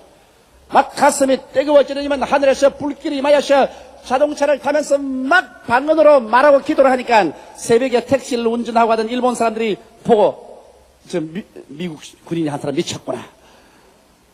자전거에 타고 그냥 손을 들고서 방언을 내리 말하니까. 그래서 성령 충만을 받고 미국으로 돌아가서 그 마음의 뜨거움을 견딜 수가 없어 그는 신학을 공부하고 선교사가 되어서 오키나와에 와서 열렬히 전도하고 있는 것을 보았습니다. 오늘날도 여러분 성령을 받아야 우리가 정말 하나님 살아계신 것을 체험하게 되고 능력과 권세가 임하여서 우리의 모든 유혹을 물리치고 하나님의 위대한 일꾼이 될 수가 있는 것입니다. 넷째로 보면 우리 사도행전에는 고넬료의 가정의 성령 체험이 나옵니다. 고넬료는 이따리아 사람이었습니다. 이따리아의 육군 대위였었습니다. 그는 유대인이 아니었습니다. 그럼에도 불구하고 그는 구제를 많이 하고 하나님께 기도를 많이 했는데 오후 3시에 간절히 기도하니까 갑자기 천사가 그 앞에 나타났었습니다. 고넬료야, 고넬료 하면 깜짝 놀라 소스라쳐 쳐다보니까 내 기도와 구제가 하늘에 상달되었다. 욥바로 사람 보내서 베드로라는 사람을 청하라. 그가 구원에 대한 말을 해줄 것이다. 원래 고넬료는 그 식구들과 함께 기도를 많이 했었습니다. 그래서 베드로가 오기 전까지 온 친지 다 모아놓고 간절히 기도하고 있는데 베드로가 와서 하나님 말씀을 전가합니다. 모세의 율법으로도 의롭다함을 받지 못한 사람이 예수를 믿으면 그 피로 말미암아 죄사함을 받고 의롭게 된다는 설교를 하자 그것을 믿자 말자 성령이 하늘에서 임하신 것입니다. 그래서 고넬료와 그 가족들이 다 성령의 충만함 받고 하나님을 높이며 방언을 말하고 역사가 일어나셨습니다. 여러분 그 결과 고넬료 같은 이탈리아 사람이 군대 복무를 마치고 로마로 돌아가서 얼마나 열심히 전도했던지 주 300년 만에 로마가 거꾸러져 예수를 믿고 그 당시의 온 구라파가 주 예수께로 돌아오게 된 것입니다. 고넬료와 같은 이러한 군인이 정말 성령의 충만함을 받고 하나님의 능력으로 로마의 고향 땅에 들어가서 열심히 하나님의 능력을 전도했기 때문에 여러분 로마가 온통 예수를 믿고 나올 수 있는 역사가 일어날 수 있는 것입니다. 이러므로 아무리 종교를 가졌다 해도 성령의 능력을 받지 아니하면 종교가 아무런 힘도 없습니다. 여러분께서 의식적인 형식적인 신앙을 아무리 가졌다 해도 그것이 여러분 자신과 다른 사람을 구원할 능력도 없는 것입니다. 이러므로 주께서는 제자들 보고 예루살렘을 떠나지 말고 아버지의 약속하신 것을 기다리라. 요한은 물로 세례를 베풀었거니와 너희는 몇 날이 못되어 성령으로 세례받으리라고 말씀하신 것입니다. 여러분, 그러므로 성령 세례 받지 않은 사람은 성령 받기를 간절히 사모해야 될 것인 것입니다. 이 성경에 보면 다섯째로 에베소 교회의 성령 운동이 있습니다. 에베소 교회는 아볼로라는 유명한 웅변을 잘하는 목사님의 설교로 세워진 교회입니다. 웅변을 통해서 사람들이 주님께로 나왔지만은 신앙이 희미해요. 여러분, 성령의 체험 없는 신앙은 언제나 희미합니다. 그래서 에베소 교회 교인들은 웅변만 듣고서 감동으로 나왔으나 기도에 힘이 없고 하나님을 신앙하는 신앙에 힘이 없었습니다. 바울이 와보니까 12명쯤 되는 사람이 살았다나 죽은 상태라. 그래서 바울이 물었습니다. 너희가 믿을 때 성령을 받았느냐? 우리는 성령이 있음도 알지 못하노라. 바울이 그들에게 그리스도를 전도하고 물로 세례 베풀고 안수하고 기도해 주니 성령을 받아 방언도 하고 예언도 하니 모두 12사람쯤 되었습니다. 그 결과 에베소에서 이 12사람이 성령을 받자 불길이 일어나기 시작한 것입니다. 하나님의 역사가 에베소 일대를 뒤흔들었습니다. 얼마 전에요 소아시아 전체가 그리스도의 복음을 듣게 되고 하나님의 영광이 하늘에 사무치게 된 것입니다. 이 사람들이 성령을 받자 그 12사람으로부터 시작해서 가장 큰 성령의 운동이 소아시아 일대에 일어나게 된 것입니다. 오늘 여러분과 함께 여섯째로 이야기하고 싶은 것은 안디옥 교회의 기도회 및 성령의 교통인 것입니다. 안디옥 교회는 평신도들이 세운 교회입니다. 예루살렘에 핍박이 일어나서 많은 신자들이 다 뿔뿔이 흩어질 때 안디옥의 평신도들이 내려가서 복음을 전가하여 세운 교회가 안디옥 교회요. 초대교회에서 가장 큰 교회였습니다. 기독교 역사를 통해서 보게 될 때 안디옥 교회 교인 수가 50만 명이었다고 말하고 있는 것입니다. 그러므로 오늘날 우리 여의도 순복음 교회 교인 숫자만치 많았었습니다. 그런데 안디옥 교회가 그렇게 자란 이유는 성경에 보니 안디옥 교회는 기도하는 교회였습니다. 바울과 바나바와 마네안과 그 젖동생들과 연합해서 하나님 앞에 엎드려 금식하며 기도했었습니다. 안디옥 교회가 자란 것은 그곳에 있는 사람들이 하나님 앞에서 금식하며 기도하며 시간을 내어서 하나님을 섬겼기 때문에 하나님의 역사가 일어날 수가 있은 것입니다. 오늘날 너무나 많은 사람들이 자기를 섬깁니다. 무엇을 먹을까, 무엇을 입을까, 무엇을 마실까만 염려하고 세상 일에만 집중하지만은 시간을 내어서 하나님 말씀을 읽고 하나님께 기도하고 하나님을 찬미하며 하나님을 섬기는 일을 등한히 하기 때문에 하나님의 성령의 역사가 일어나지 않습니다. 안디옥 교회 성도들이 하나님을 섬겨 금식할 때 하나님의 성령께서 임하여서 말씀하십니다. 바울과 바나바를 내가 시키는 일을 위하여 따라 세우라. 오늘날도 여러분께서 성령의 음성 듣기를 원합니까? 성령의 지혜를 얻기를 원합니까? 성령의 지식을 얻기 원합니까? 하나님의 성령의 권능 받기 원합니까? 그렇다면 주를 섬겨 금식하며 기도해야만 되는 것입니다. 안디옥 교회가 성령의 능력으로 말미암아 무장하고 성령의 지혜와 총명과 보내심을 받아 선교사들을 파견했기 때문에 온 구라파가 예수께로 돌아오는 기적이 일어날 수가 있는 것입니다. 사람들은 이 세상에 예수 믿고 자기 혼자 사는 것으로 생각하지만은 여러분, 성경에는 내가 너희를 고아와 같이 버려놓지 않고 너희와 함께 하리라고 말씀하신 것입니다. 성령도 우리 연약함을 도우시기 위해서 우리와 같이 계시는데 우리가 하나님 앞에 기다리며 기도할 때 하나님의 성령이 우리와 더불어 역사할 수 있는 것입니다. 그런데 성령이 역사하면 어떤 일이 생길까요? 여러분께서 하나님께 기도하고 엎드리고 있으면 마치 밤새껏 눈에 안 보이게 이슬이 내려와서 아침에 풀숲에 물이 흥건히 고이는 것처럼 하나님께 엎드려 있을 때 하나님 성령께서 이슬같이 믿음으로 임하시고 소망으로 임하시고 사랑으로 임하시고 여러분 마음속에 지혜로 지식으로 총명으로 임하셔서 여러분의 생활 가운데 믿음으로 일어났을 때는 하나님의 영광이 충만하게 만들어주시는 것입니다. 저는 기도하러 기도실에 들어가기 전에 마음의 염려와 근심이 꽉 들어차고 문제의 해답을 얻지 못하고 이것이냐 저것이냐 염려 가운데 꽉 들어차야 기도실에 들어갑니다. 그러나 기도실에 들어가서 30분, 1시간 혹은 2시간 주님께 엎드려 기도하고 있으면 내 마음속에 하나님의 성령이 이슬같이 임하시는 것입니다. 나도 모르는 사이에 하나님의 지혜가 내 마음에 가득 임하여 주시고 하나님의 지식과 하나님의 총명과 하나님의 분별력이 임하여서 나중에 기도를 다 마치고 아멘 하면서 일어나 나올 때는 내가 전에 상상할 수 없는 그런 지혜가 임하여서 문제들이 분명히 환하게 눈에 보여서 올바른 판단을 내릴 수 있게 되고 해결책을 가져올 수가 있었던 것입니다. 여러분, 우리는 매일매일 같이 심각한 결정을 내려야 될 때가 많습니다.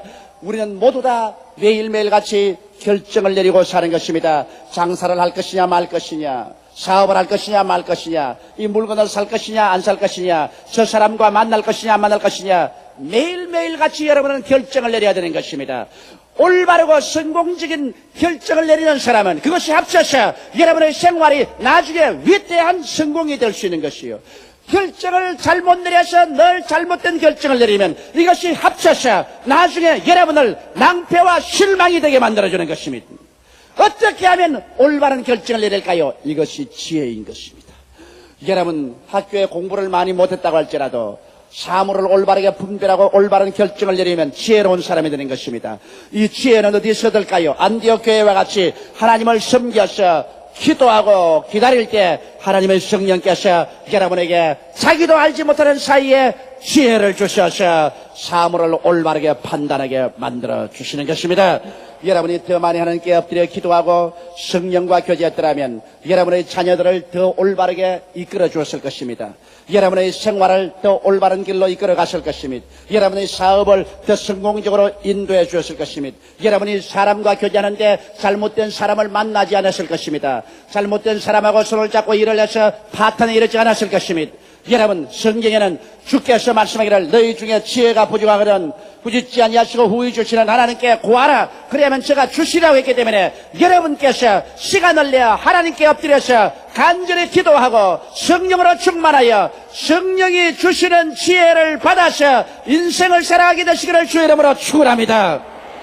그래야 우리가 고아와 같이 버림받아 살지 아니하고 하나님이 함께 하셔서 우리의 모든 범사에 머리가 되고 꼴이 되지 않고 위에 있고 아래에 내려가지 않고 남에게 구워줄지라도 굳지 않는 승리로운 삶을 살 수가 있게 되는 것입니다. 여러분과 나는 버림받은 족속이 아닙니다. 여러분과 나의 속에는 하나님의 영 성령께서 와 계신 것입니다. 이러므로 우리는 하나님의 사람들이요 하나님의 지혜와 하나님의 총명을 가지고 살도록 만들어준 사람들인 것입니다. 여러분과 나는 우리의 모든 생활에 지혜롭고 올바른 판단을 내려서 성공적인 인생을 살도록 만들어진 존재들인 것입니다. 이러므로 사랑하는 성도 여러분, 주님 앞에 더 많은 시간을 내어서 기도하십시오. 더 성령으로 충만한 받기 위해서 기도하십시오. 그리고 성령께서 여러분의 모든 생활에 능력과 권세와 지혜와 총명으로 이끌어주기를 간절히 간구하십시오. 하나님의 성령과 동행하는 여러분에게는 기필코 영혼이 잘됨같이 범사에 잘되며 강건하고 생명을 얻게 넘치게 얻는 기적이 일어나게 되는 것입니다. 우리 다 같이 고개 숙여 기도드리겠습니다. 사랑이 많으신 우리 아버지 하나님이시여, 성령으로 충만한 신앙생활을 하지 않은 사람들은 살았다 하나 죽은 신앙을 가지고 있습니다. 우리 아버지 하나님이시여, 성령이 없는 사람은 물 없는 구름과 같습니다. 비 없는 구름 같습니다. 내 아버지 하나님이시여, 물 없는 우물 같고 불 없는 화로 같습니다. 열매가 다 없이 말라버린 나무와 같습니다. 하나님 아버지, 형식적이고 의식적인 신앙만 가지지 말고 참 살아있는 신앙을 가지게 도와주시옵소서. 모두 성령 충만함을 받게 도와주시옵소서. 우리가 예수를 믿을 때 이미 성령이 우리 속에 와 계시지만은 이 성령을 충만하게 받도록 하여 주시옵소서. 내 아버지, 그래서 우리 모든 신앙생활에 권능이 따르게 도와주시옵소서. 기도의 권능이 따르고 전도의 권능이 따르고 내 아버지, 우리의 신앙의 권능에 따라서 일어서고 앉는 곳마다 하나님의 영광으로 충만하게 되게 하여 주옵소서. 예수님 이름 받들어 기도하옵나이다. 아멘. 은혜 받으실 하나님의 말씀은 고린도전서 14장 39절로 40절 말씀입니다. 그런즉 내 형제들아, 예언하기를 사모하며 방언하기를 금하지 말라. 모든 것을 적당하게 하고 질서대로 하라. 아멘.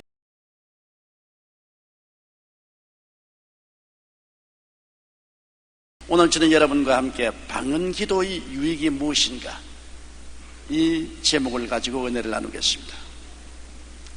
방언에 대한 성경의 기록은 예수님의 십자가와 부활 사건 이후 50일 만에 예수님의 제자들이 마가 요한의 다락방에 모여 간절히 기도할 때 강한 바람 같은 소리가 나고 불의 혀같이 갈라지는 것이 각 사람 머리 위에 임하여 있더니 모두 다 성령의 충만함을 받고 성령이 말하게 하심을 따라 방언으로 말하기 시작했다고 기록되고 있는 것입니다.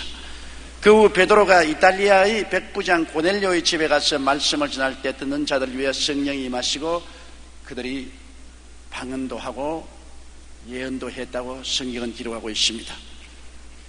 그 일 후에 상당한 기간이 지난 때 바울이 에베소에 가서 그곳에 모인 제자들에게 말씀을 증거하고 안수함에 성령이 임하심으로 그들이 성령을 받고 방언도 하고 예언도 했다고 기록하고 있는 것입니다. 현대 오순절 사건은 1901년 1월 1일 미국 캔사스주 토페카시에 있는 베델 성서신학교에서 있었던 것입니다. 그 학교의 학장이었던 찰스 파함이 학생들에게 성령 세례에 대한 증거를 성경적으로 논문을 적어서 내라고 해서 전교생들이 열심으로 성경을 살피고 성령 세례 받은 증거가 무엇인지 논문을 적어내는데 모두 다 똑같이 성령 세례 받은 증거로서는 사도시대에는 방언을 말했다고 그렇게 기록해냈습니다. 그 일 이후로 학생들은 성령이 오시면 성령 받은 증거로 방언을 주실 것이라는 확신을 가지고 열심히 부르짖어 기도하기 시작한 것입니다. 그 결과 3일이 지난 1901년 1월 4일 아그네스 오스만이라는 여학생이 맨 먼저 성령 충만을 받고 방언을 말하기 시작하자 전교생이 모두 다 연이어서 성령으로 충만함 받고 방언을 말하기 시작한 것입니다. 그래서 그들은 성령의 뜨거운 불길 가운데 나가 전도를 하고 그것이 계기가 되어서 성령운동이 미국 전국과 전 세계로 퍼져나가게 된 것입니다. 5년 후인 1906년 4월에 아주사 거리에서도 놀라운 성령의 역사가 나타났습니다. 베델 신학교에서 공부했던 시무어 목사님이 LA의 보니 브레 스트리트에서 설교하는 중에 사람들이 성령을 받고 방언을 말하기 시작하며 얼마나 사람이 많이 모였던지 그 교회에 마루장이 내려앉고 마는 것입니다. 그래서 급기야 넓은 장소가 있는 아주사 거리에 나와서 마구간을 빌려서 그곳에서 집회를 했는데 온 세계 사람들이 와서 성령을 받고 방언을 말하며 그 집회는 매일 계속해서 3년 연속했습니다. 그 불길이 구라파, 남미, 아시아까지 퍼져나게 된 것입니다. 토페카의 성령의 역사와 아주사 거리의 부흥은 모두 성령으로 충만해서 방언을 말함으로 시작되어서 그것이 오늘날까지 100여 년이 넘도록 온 세계에 일어나고 있는 것입니다. 첫째로 방언은 성령 충만의 확신을 주십니다.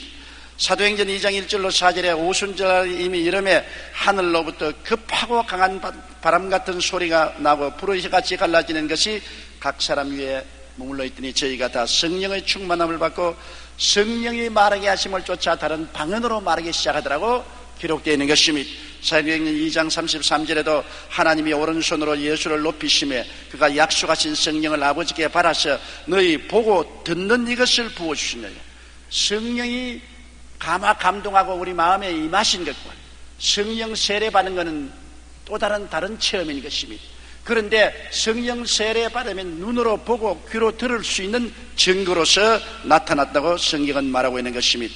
마가복음 16장 17절에도 믿는 자들에게 이런 표적이 따르니 저희가 내 이름으로 귀신을 쫓아내며 새 방언을 말하겠다고 성경은 분명히 말하고 있는 것입니다. 오래전 제가 대만 성회를 할 때 성회 위원장을 맡았던 대만에서 가장 큰 침례교 목사님 주연아 목사님께서 이런 간증을 제게 해 주셨습니다. 주 목사님은 중국 본토가 공산당에게 점령되기 전에 상해에서 신학교를 다녔는데 피난할 때는 신학교에서 신학과 철학을 공부했습니다만 중국이 공산화되기 시작하자 그들은 급기야 위기감에 처해서 모든 신학 공부를 그치고 강단에 모여서 하나님께 성령의 은혜를 달라고 부르짖기 시작한 것입니다. 주님, 우리를 이 위험에서 건져주옵소서. 우리에게 성령을 부어주셔서 이 난관을 능히 극복하게 힘을 주옵소서 하고 간절히 합심해서 기도를 했는데 정교성에게 성령의 불이 임하여서 상해신학교의 학생들이 성령 충만하고 모두 다 방언을 말하기 시작했다는 것입니다. 그래서 불길 같은 성령의 은혜를 받고 난 다음 중국이 공산화되었으나 그 무시무시한 핍박 중에도 지하에 내려가서 끊임없이 복음을 전가하여 복음이 사라지지 않고 오늘날 중국이 이제 복음을 전가할 수 있는 자유가 주었을 때 온 중국 전체 그리스도의 복음이 편만하게 되어 있다는 말을 제게 간증하는 것을 제가 들었었습니다. 여러분, 왜 방언을 많이 하고 사람들이 묻습니다. 방언을 말하게 되면 내가 성령으로 충만했다는 확정이 마음속에 생겨납니다. 저도 성령 세례 받기 위해서 오랫동안 기도를 했습니다. 어떤 날은 성령이 충만한 것 같아서 기분이 매우 좋다가 어떤 날은 기분이 스산하고 괴로울 때는 성령 안 받았구나. 하루에도 몇 번이나 성령 받은 것 같기도 하고 안 받은 것 같기도 하고 그러다가 제가 방언을 말하기 시작하자 비로소 마음속에 확증이 생겼습니다. 사도들이 성령 받고 방언 말한 것처럼 나도 방언을 말했으니 기분이 좋든 나쁘든 날이 맑은 날이나 날이 흐린 날이나 나는 성령 받은 사람이다. 왜? 그 증거가 내 입에서 나오는 방언이 있지 않냐. 그래서 방언을 말하면 성령 세례를 받았다는 확실한 증거를 가지고 의심하지 않고 믿음으로 나갈 수가 있기 때문인 것입니다. 둘째로 방언은 하나님과 깊은 교통을 나누는 비밀한 언어인 것입니다. 고린도전서 14장 2절에 방언을 말하는 자는 사람에게 하지 아니하고 하나님께 하나니 이는 알아듣는 자가 없고 그 영으로 비밀을 말함이라. 고린도전서 14장 14절에도 내가 만일 방언으로 기도하면 나의 영이 기도한다고 말했습니다. 방언 기도는 알아듣는 자가 없습니다. 내가 방언을 해도 나도 못 알아들으니까. 내 마음이 하는 것이 아니라 내 영이 성령으로 더불어 하나님께 기도하고 그것은 하나님과 우리 사람 사이의 비밀의 기도이기 때문에 사탄도 알아듣지 못합니다. 비밀이란 누가 알아들으면 비밀이 안 되지요. 공개된 것입니다. 방언 기도만은 내 마음도 알아듣지 못하고 사탄도 알아듣지 못합니다. 비밀하게 하나님과 교통하는 것입니다. 여러분, 요사이 젊은이들이 말하는 것을 들으면 사실 못 알아듣는 말이 많지 않습니까? 우리 어른들에게는 비밀스러운 말인 것입니다. 젊은이들은 선생님을 요사이 쌤이라고 말하고 있습니다. 정말 좋다, 최고다라는 표현을 짱이라고 말합니다. 그래서 얼굴이 예쁘면 얼짱, 몸이 좋으면 몸짱 그렇게 말합니다. 우리가 알아들을 수 없어요. 그리고 반가워요 하는 말은 반가 그럽니다. 그리고 썰렁하다, 재미없다는 말은 썰렁하다 하면 재미없다는 말인 것입니다. 얄딱구리하다는 것은 이상하다는 말인 것입니다. 열받는다, 뚜껑이 열린다는 것은 화가 난다는 말인 것입니다. 초딩, 중딩, 고딩 하면 초등학교, 중등학교, 고등학교라는 것입니다. 알아들을 수가 없어요. 자기들끼리 비밀을 말하는 것입니다.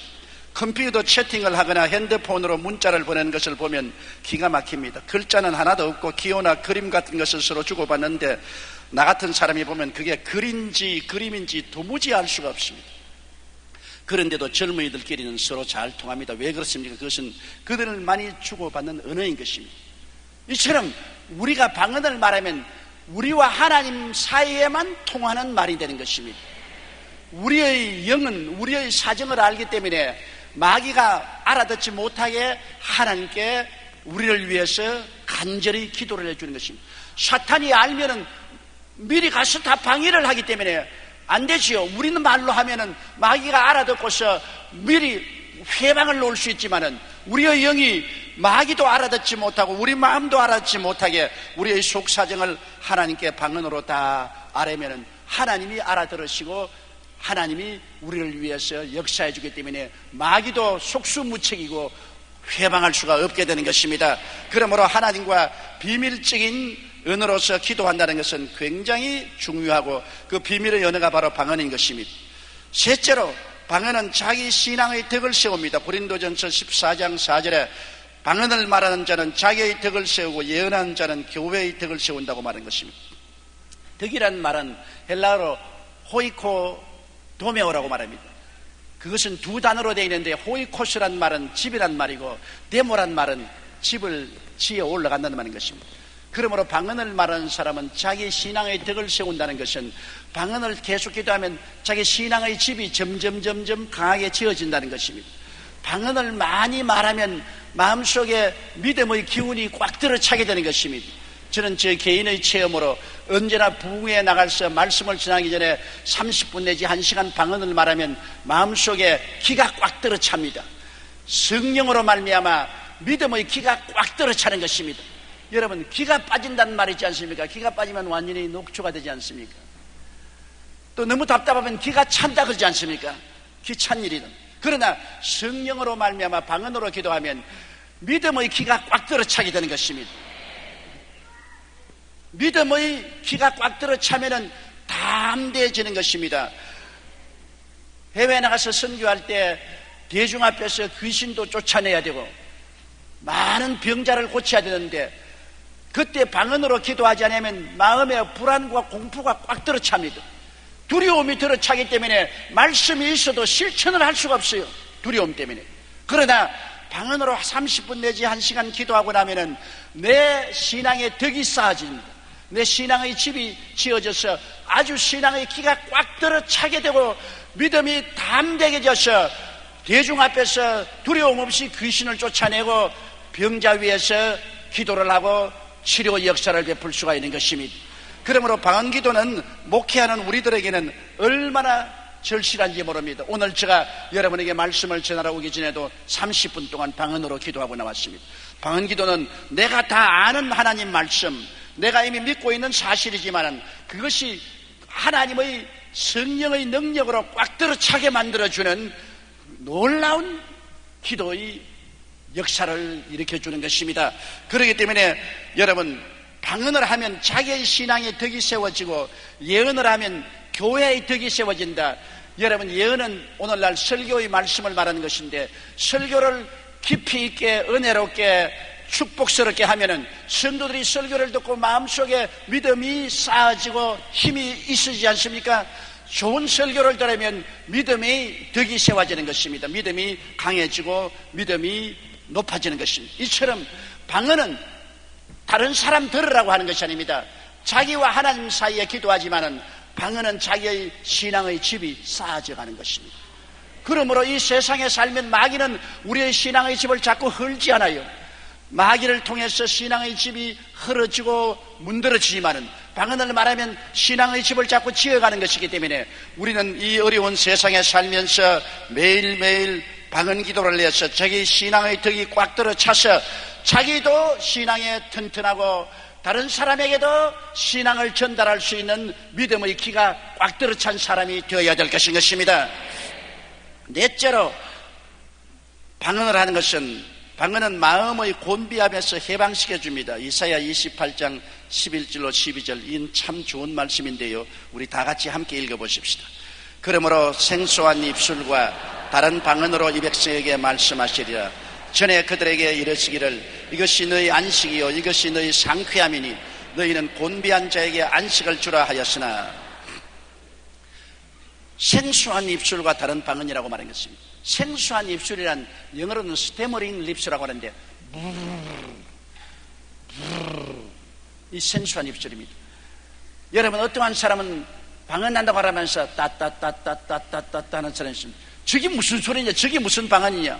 그러나 생소한 입술입니다. 성령이 오시면 방언을 말할 때 그렇게 우리가 듣기에는 입술 뜨는 어린 아이의 입술 뜨는 소리 같지만은 그러나 그것도 하나님이 우리에게 말씀하시는 일종의 방법인 것입니다. 생소한 입술과 다른 방언으로 이 백성에게 말씀하시리라.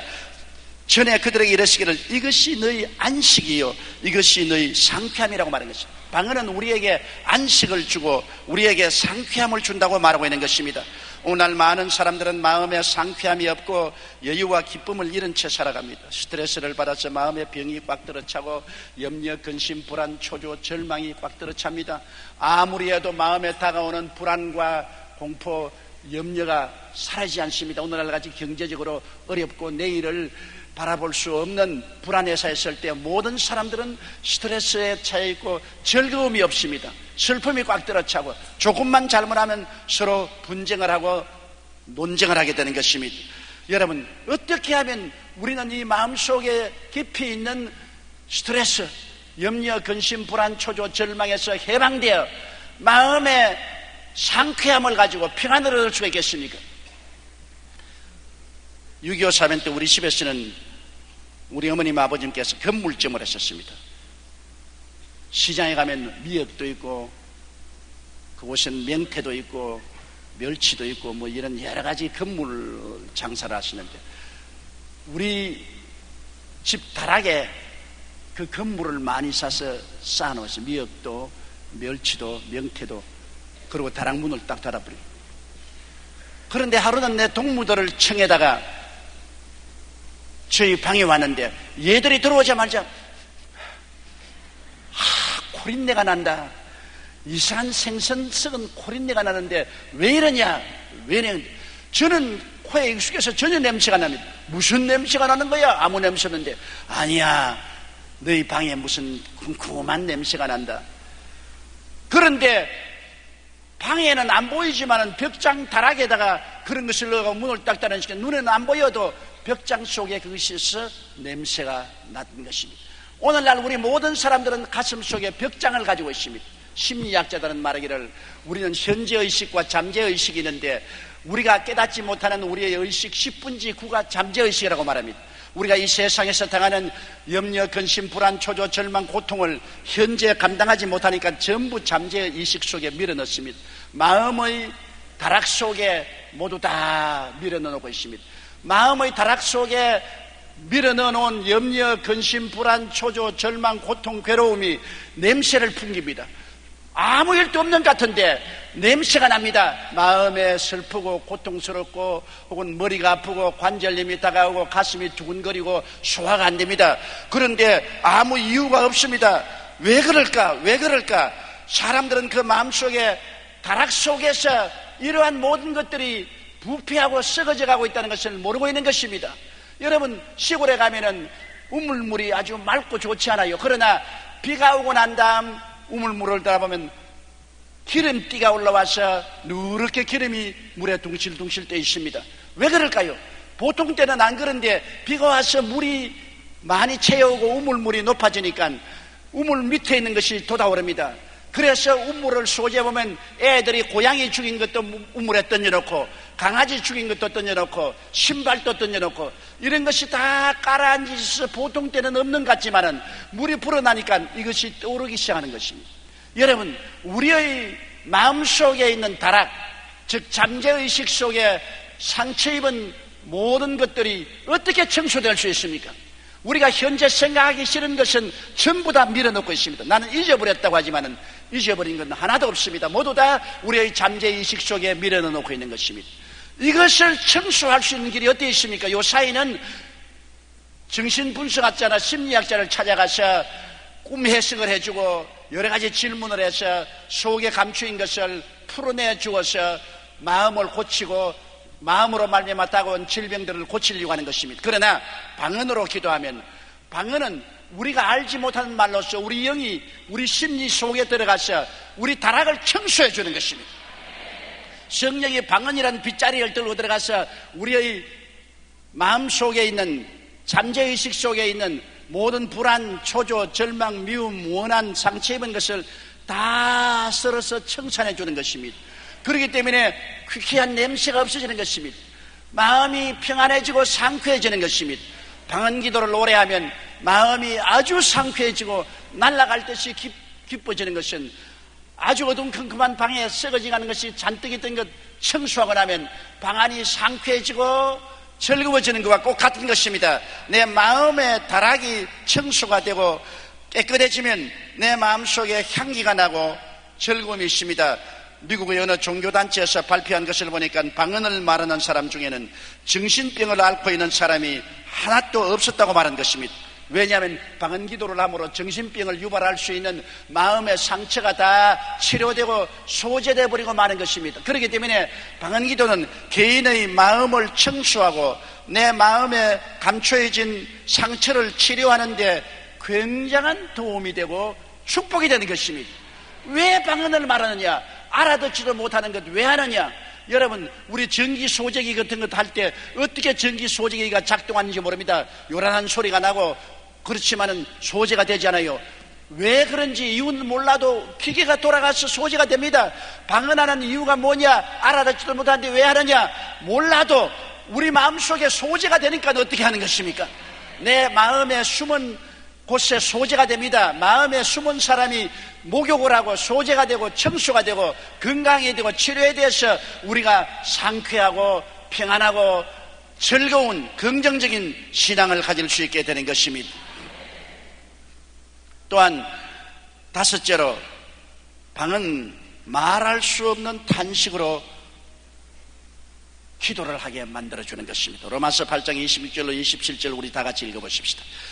이와 같이 성령도 우리 연약함을 도우시나니 우리가 마땅히 빌 바를 알지 못하나 오직 성령이 말할 수 없는 탄식으로 우리를 위하여 친히 간구하시느니라. 마음을 감찰하시는 이가 성령의 생각을 하시나니 이는 성령이 하나님의 뜻대로 성도를 위하여 간구하심이라. 성령도 우리 연약함을 도우십니다.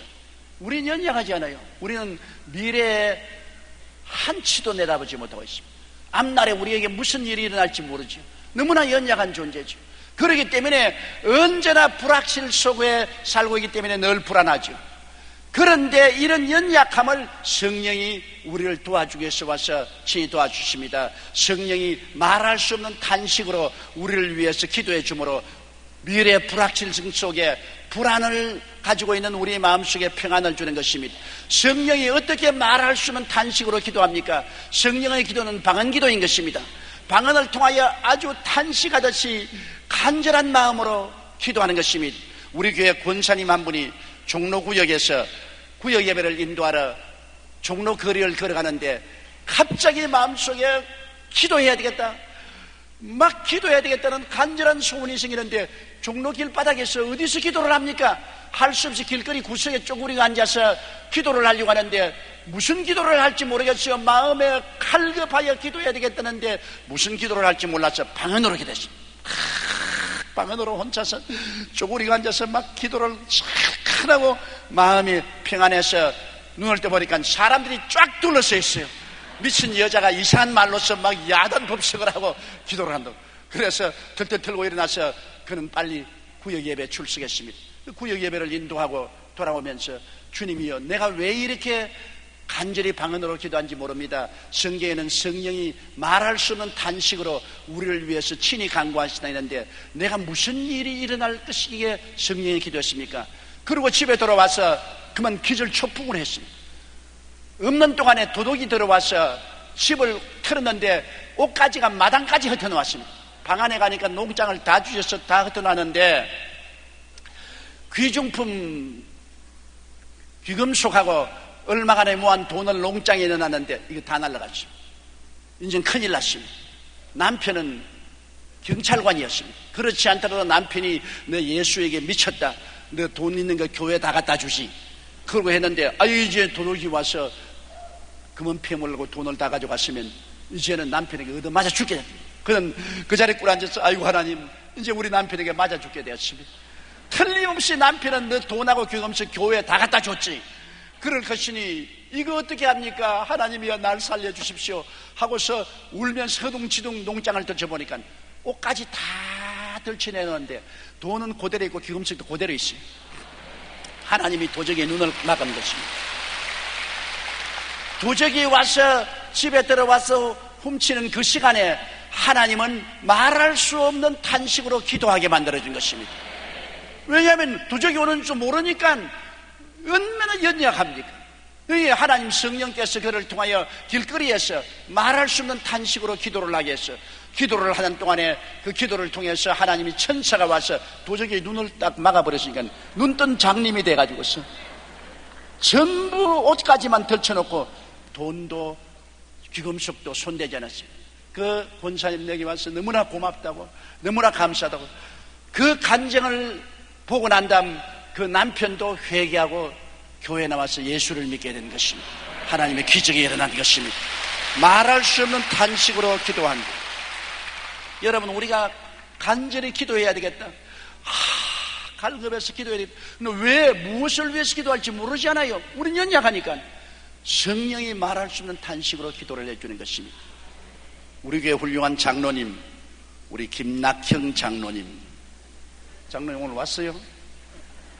안 왔어요? 예. 김낙형 장로님이 월남 전쟁에 참여하고 있었습니다. 육군 중령으로서 월남 전쟁에 참여했는데 아주 치열한 전쟁을 하는 앙케 전투에 참여를 하고 있습니다. 그런데 그 어머니가 그때 어미자 권사님인데 어미자 권사님이 아들 때문에 밤새도록 엎드려 기도를 하는 겁니다.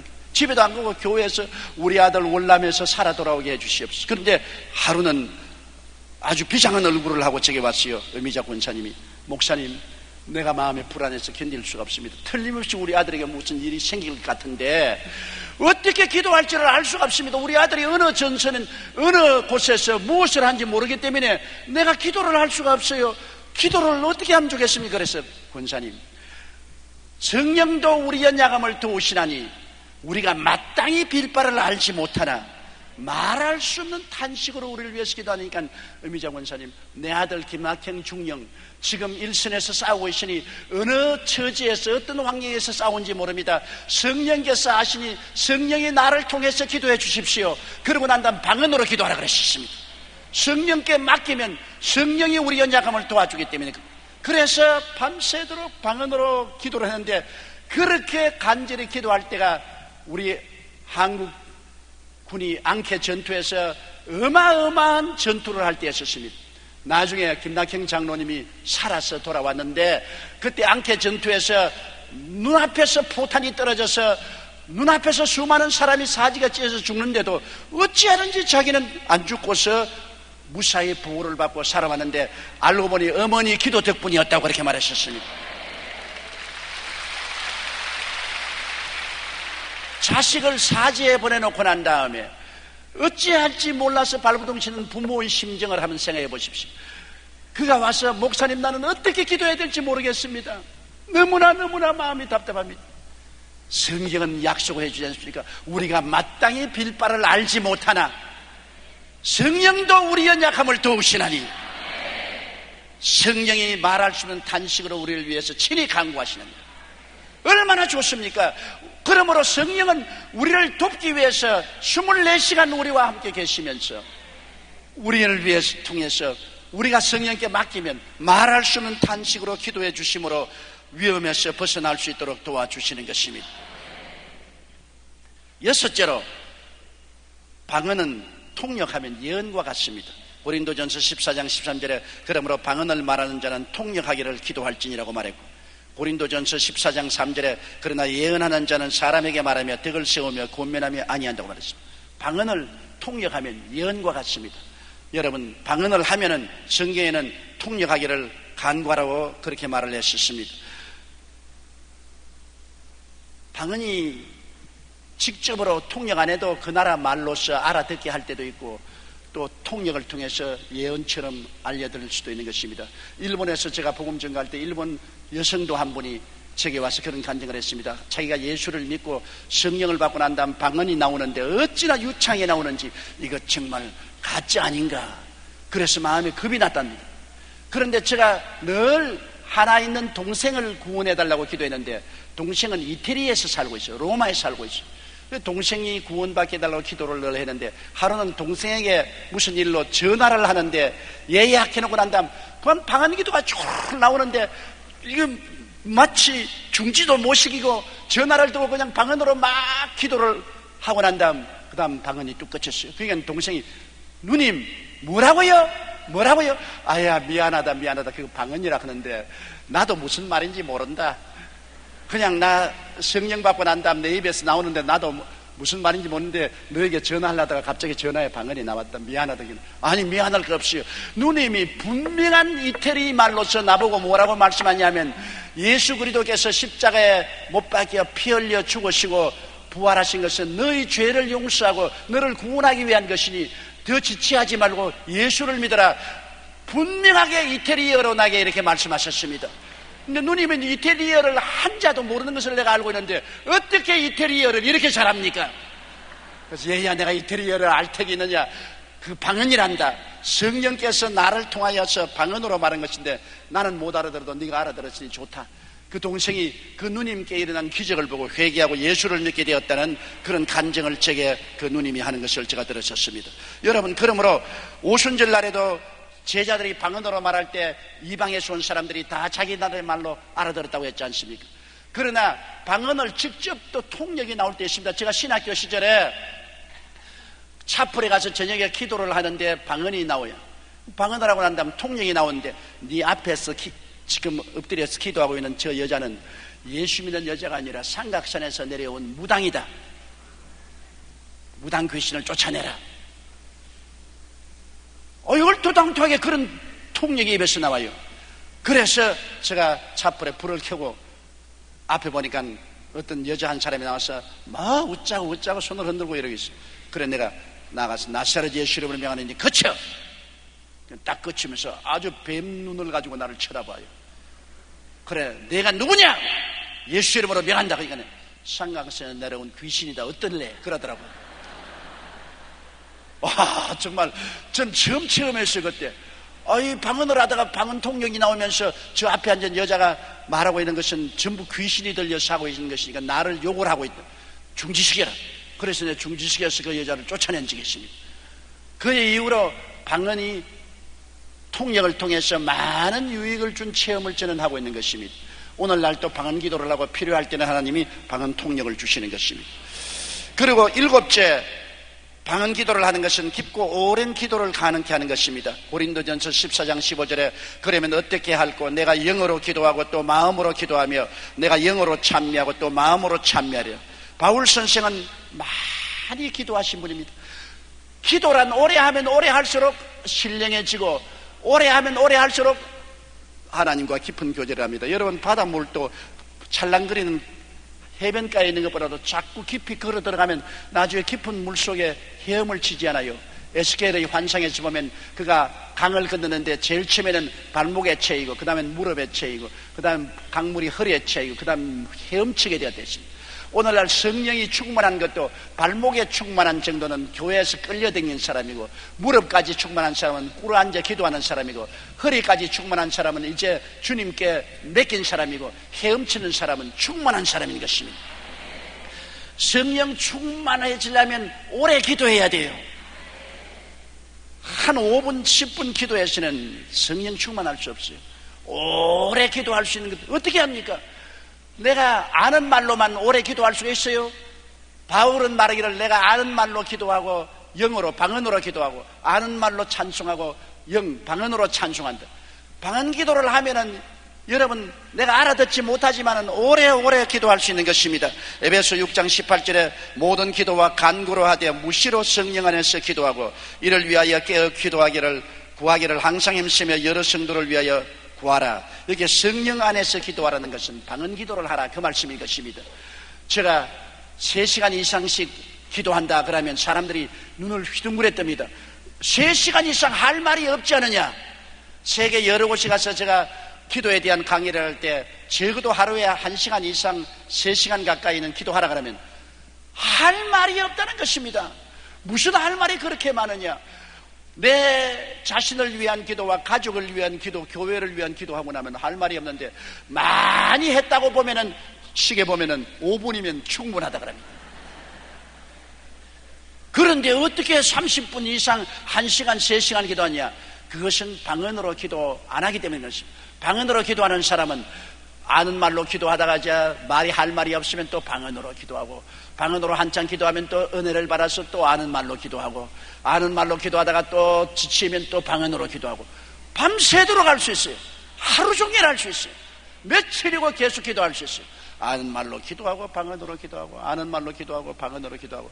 그래서 방언 기도는 기도의 언어로서 굉장히 좋은 것입니다. 저는 저희 46년간의 목회를 돌이켜볼 때 내가 만일 방언으로 기도 안 했으면 이 목회를 계속할 수 있었을까? 지치고 피곤하고 영감이 오지 아니하고 하나님께로부터 레마를 받지 못하고 할 때 방언으로 계속 기도하면은 마음이 상쾌해지고 변화받고 깊은 은혜 속에 들어갈 수 있게 되고 1시간 이상 기도를 하기 시작하면 하나님의 계시가 오기 시작하는 것입니다. 오래 기도하지 않고 하나님의 계시를 받을 수가 없어요. 방언은 놀라운 기도의 언어입니다. 바울은 어느 누구보다 방언을 많이 말함을 감사했습니다. 고린도전서 14장 18절에 내가 너희 모든 사람보다 방언을 더 말함으로 하나님께 감사한다. 바울 선생은 고린도 교인들이 다 합쳐서 하는 방언보다 더 많이 방언을 했다는 것입니다. 바울은 감옥에 들어있으면서도 방언하고 여행하면서도 방언을 하고 그리고 천막을 만들면서도 방언을 했습니다. 우리 아는 기도는 아는 말에 집중해야 되기 때문에 한꺼번에 두 가지 일을 할 수 없지만 방언 기도는 내 마음이 하지 않고 내 영이 성령을 통해서이기 때문에 설거지하면서도 방언하고 걸어가면서도 방언하고 일하면서도 방언하고 언제든지 할 수 있습니다.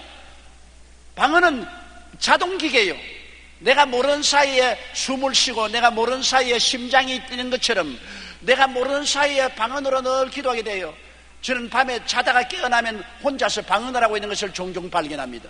잘 때 아무것도 모르는데 혼자서 성령이 폭풍우처럼 불어와서 방언으로 기도를 하고 있어요. 그러므로 방언 기도라는 것은 얼마나 우리가 신령하고 긴 기도를 할 수 있는데 도움이 되는지 말로 다 할 수 없습니다. 기도의 언어입니다. 아는 말로 기도하고 방언으로 기도하는 기도의 언어인 것입니다. 우리 한 구역장님은 성령 세례 받고 방언 말하고 싶어서 하나님 나에게 성령 세례 주시고 방언을 달라고 굉장히 기도를 많이 했는데 하루 아침에 아침 식탁을 차리는데 남편도 와 있고 애들도 와 있는데 식탁을 차려자가 막 그 자리에서 막 뛰고 굴리고 막 방언을 하고 밥도 못 먹고 밥상이 다 날아가 버리고 남편과 애들이 눈이 휘둥그러지고 왜 이러냐고 엄마를 붙잡고 그런데 그만 성령을 받게 됐어요. 언제 성령을 충만히 받을지 몰라요. 제가 오키나와에서 집회를 하는데 오키나와 그 군인 한 사람이 그런 간증을 했던 미군이 자기도 성령 받고 방언을 하게 해달라고 간절히 기도했는데 아무 효과가 없어. 주일날 기도도 하고 잠자리에서 기도도 하고 그리고 몇 달이고 계속 기도를 했는데 하루는 자전거를 타고 노는 시간에 길거리에 자전거를 타고 가는데 갑자기 성령이면서 막 자전거를 타면서 막 방언을 하고 그냥 야단없이 성령께서 언제 임할지 모르는 것입니다. 우리가 마음에 간절히 사모하고 구하면 언제 올지 모르게 성령이 임하시면 성령이 말하게 하심을 따라 다른 방언으로 말하기 시작하고 또 성령이 이 방언 기도를 주시면 방언 기도가 우리의 신앙생활에 굉장한 유익을 갖다 주는 것입니다. 사람들은 뭐 방언 알아듣지도 못하는 것도 왜 하느냐? 왜 하는 이유가 충분히 있죠. 충분히 우리에게 유익을 가져 주시기 때문에 주님이 믿는 자들에게는 이런 표적이 따르니 저희가 내 이름으로 귀신을 쫓아내며 새 방언을 말할 것이라고 약속한 것입니다. 우리 다 같이 고개 숙여 기도드리겠습니다. 사랑이 많으시고 거룩하신 아버지 하나님, 우리가 이 세상에 살아가는 동안에 의심도 많이 들어오고 마귀의 공격도 많이 들어올 때 신앙의 확신이 필요하고 신앙의 체험이 필요하고 하나님의 도우심이 절실히 필요합니다. 하나님께서 성령을 주셔서 우리 아버지 비밀의 변기인 방언으로 말하고 기도할 수 있게 만들어 주심을 감사드리옵나이다. 아버지 하나님이시여 방언 기도를 통해서 성령 충만한 확신을 갖게 되고 내 아버지 방언을 통해서 하나님과 비밀적으로 이야기할 수 있고 기도할 수 있고 방언이 우리를 위해서 말할 수 있는 탄식으로 기도해 주심으로 말미암아 우리의 문제가 해결될 수 있게 해주시고 방언 기도를 통해서 아버지 하나님 우리 마음이 정결하게 되고 소재되고 평안과 안심을 가져올 수 있게 되고 방언을 통해서 길고 깊은 기도를 할 수 있게 만들어 주심을 감사옵나이다. 하나님 아버지 우리 모두 다 성령 충만받고 사도행전에 오순절날 주의 제자들이 성령 받고 방언 말한 것처럼 우리도 다 성령 충만하고 방언을 말함으로 이 악한 세대에 성령의 능력으로 깨어서 신앙생활할 수 있도록 도와주시옵소서. 예수님 이름으로 기도드리옵나이다. 아멘.